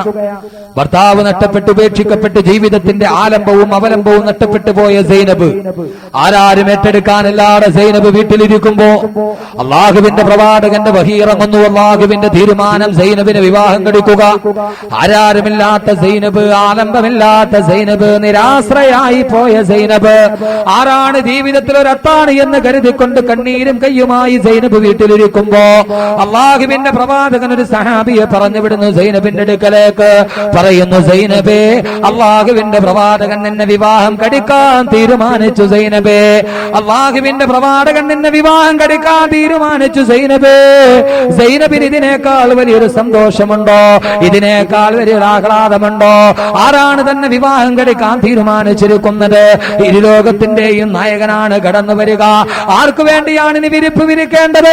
ആർക്കാണ് ഇനി ഭക്ഷണം വിളമ്പി കൊടുക്കേണ്ടത്? ആരാണ് തന്റെ കിടപ്പറയിലേക്ക് കടന്നു വരുന്നത്? ഇരു ഹറമുകളുടെയും നായകനാണ് കടന്നു വരിക. ആങ്കോം തേരി ബാബേ ഹറം, ഖുശ്ബൂ തേരി ബാബേ ഹറം. ഇരു ഹറമുകളുടെയും സുഗന്ധമാണ് എന്റെ ദാമ്പത്യ ജീവിതത്തിലേക്ക് കടന്നു വരിക. ഇതിനേക്കാൾ വലിയൊരു ഭാഗ്യം എനിക്ക് കിട്ടാനുണ്ടോ? ഇതിനേക്കാൾ വലിയൊരു ആഘോഷമുണ്ടോ? ആഹ്ലാദം കൊണ്ട് തുള്ളിച്ചാടി സൈനബ്. കയ്യിൽ കിടന്ന മോതിരമൂരി സൈനബ്, കയ്യിൽ കിടന്ന വളയൂരി സൈനബ്, കഴുത്തിൽ കിടന്ന മാലയുമൂരി സൈനബ് വിവരം പറഞ്ഞു വന്ന സഹാബിയുടെ കയ്യിലേക്ക് കൊടുത്തു സൈനബ്. ഇതിനേക്കാൾ വലിയൊരു ആനന്ദമില്ല സഹോദരങ്ങളെ. സൈനബ് റളിയല്ലാഹു തആല അൻഹു അല്ലാഹുവിന്റെ തീരുമാനം സൈനബിനെ വിവാഹം കഴിക്കാൻ പലപ്പോഴും സൈനബ് ആയിഷ ബീവിയോടൊക്കെ ഒരു കുശുമ്പ് പോലെ പറയാറുണ്ടായിരുന്നത്രേ. ആയിഷ, നീ കൂടുതലൊന്നും മെളിയണ്ട. നിന്നെ അല്ലാഹുവിന്റെ റസൂലിന് വിവാഹം കഴിച്ചു കൊടുത്തത് നിന്റെ പിതാവാണ്, പ്രവാചകന് നിന്നെ ഇണയാക്കി കൊടുത്തത്. പക്ഷേ എന്നെ പ്രവാചകൻ ഇണയാക്കിയത് ആരെന്നറിയുമോ?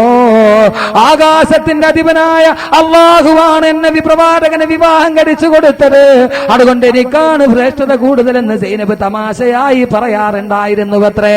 അല്ലാഹുവിന്റെ പ്രവാചകൻ വഫാത്താകാൻ കിടക്കുന്നു. എന്റെ പ്രിയപ്പെട്ട സഹോദരിമാർ ഓർക്കുക, ഈ സൈനബിനെ പ്രവാചകന്റെ ശരീരം മുഴുവൻ വേർപ്പിൽ മുങ്ങിക്കുളിച്ചു. അസ്രായീൽ റൂഹ് പിടിക്കുന്നു പ്രവാചകന്റെ. ഫാത്തിമ ബീവി ചാരത്തിരുന്ന് പൊട്ടിക്കരയുന്നു. പ്രവാചകന്റെ പ്രിയപ്പെട്ട പുത്രി ഫാത്തിമ പൊട്ടിക്കരയുന്നു. വാ കറുബാബ വാ ബത്ത, നെഞ്ചത്തട്ടഹസിച്ചുകൊണ്ട് ഫാത്തിമ ബീവി നെഞ്ചു പൊത്തിപ്പിടിച്ചു വിളിക്കുമ്പോ അള്ളാന്റെ പ്രവാചകൻ മരണവേദന കൊണ്ട് പുളയുകയാ. അള്ളാന്റെ പ്രവാചകൻ പറയുന്നു, കരയല്ലേ ഫാത്തിമ, കരയല്ലേ ഫാത്തിമ. ബഹുമാനപ്പെട്ട പ്രവാചകൻ ഫാത്തിമാന്റെ കാതിൽ ഒരു ചെറിയ രഹസ്യം പറഞ്ഞു. ചിരിച്ചു ഫാത്തിമ. ഫാത്തിമ ബീവി റളിയല്ലാഹു തആല അൻഹ പൊട്ടിച്ചിരിച്ചു. അള്ളാന്റെ റസൂൽ വഫാത്താകുന്നതിന്റെ മുന്നിൽ വെച്ച് പൊട്ടിച്ചിരിച്ചു പോയി ഫാത്തിമ. പക്ഷേ അന്ന് ചിരിച്ച ഫാത്തിമ പിന്നീട് ഫാത്തിമ മരണപ്പെടുന്നത് വരെ ഒരേ ഒരു പ്രാവശ്യം മാത്രമാണ് പിന്നീട് ചിരിച്ചത്. ചരിത്രത്തിൽ കാണാം, പ്രവാചകൻ വഫാത്തായി 6 മാസം കഴിഞ്ഞ് ഫാത്തിമയും വഫാത്തായി. ഈ 6 മാസത്തിന്റെ ഇടയിൽ ഒരേ ഒരു പ്രാവശ്യമേ പിന്നീട് ഫാത്തിമ ചിരിച്ചിട്ടുള്ളൂ. ബഹുമാനപ്പെട്ട ഫാത്തിമ ബീവി ചിരിക്കാൻ തുടങ്ങി. അള്ളാന്റെ പ്രവാചകന്റെ റൂഹ് വേർപെടാൻ തുടങ്ങുകയാണ്.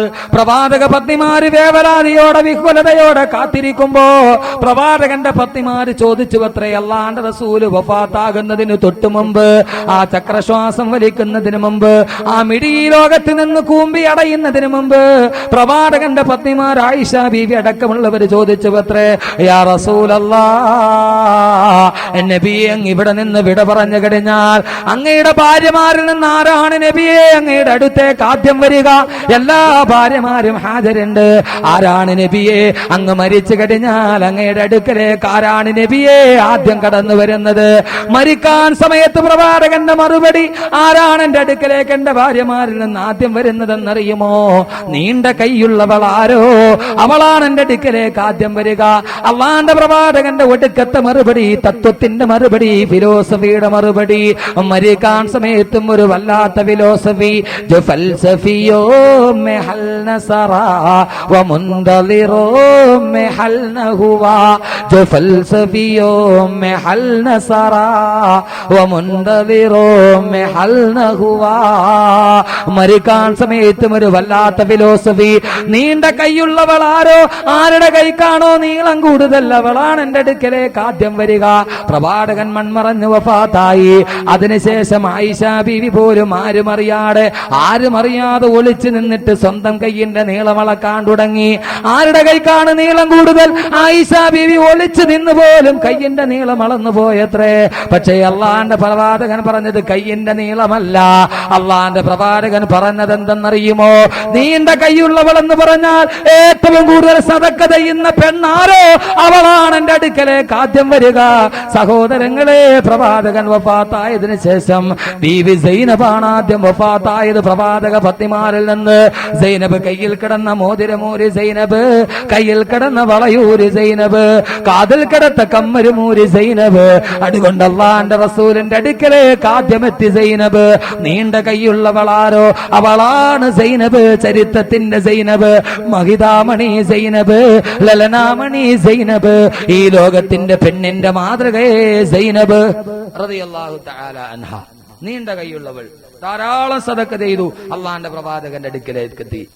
اللهم صل على محمد أعداد رمل ثرى وسلم صلى الله لما على غدنا محمد خير الرسل طه المكرم صلى الله مالي حبيب سوى محمد يوم الحوان به تهشم صلى الله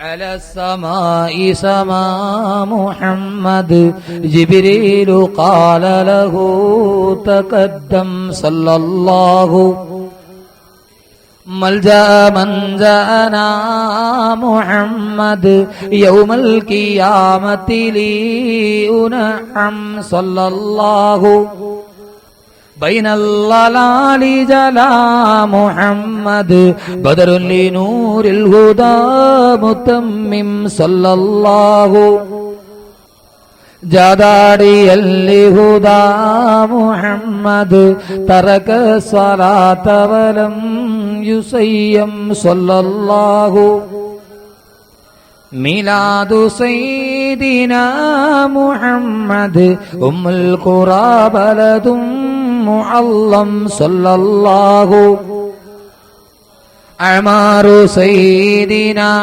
محمد 60 في معظم صلى الله اللهم صل على محمد والآل أهل البيت سلم صلى الله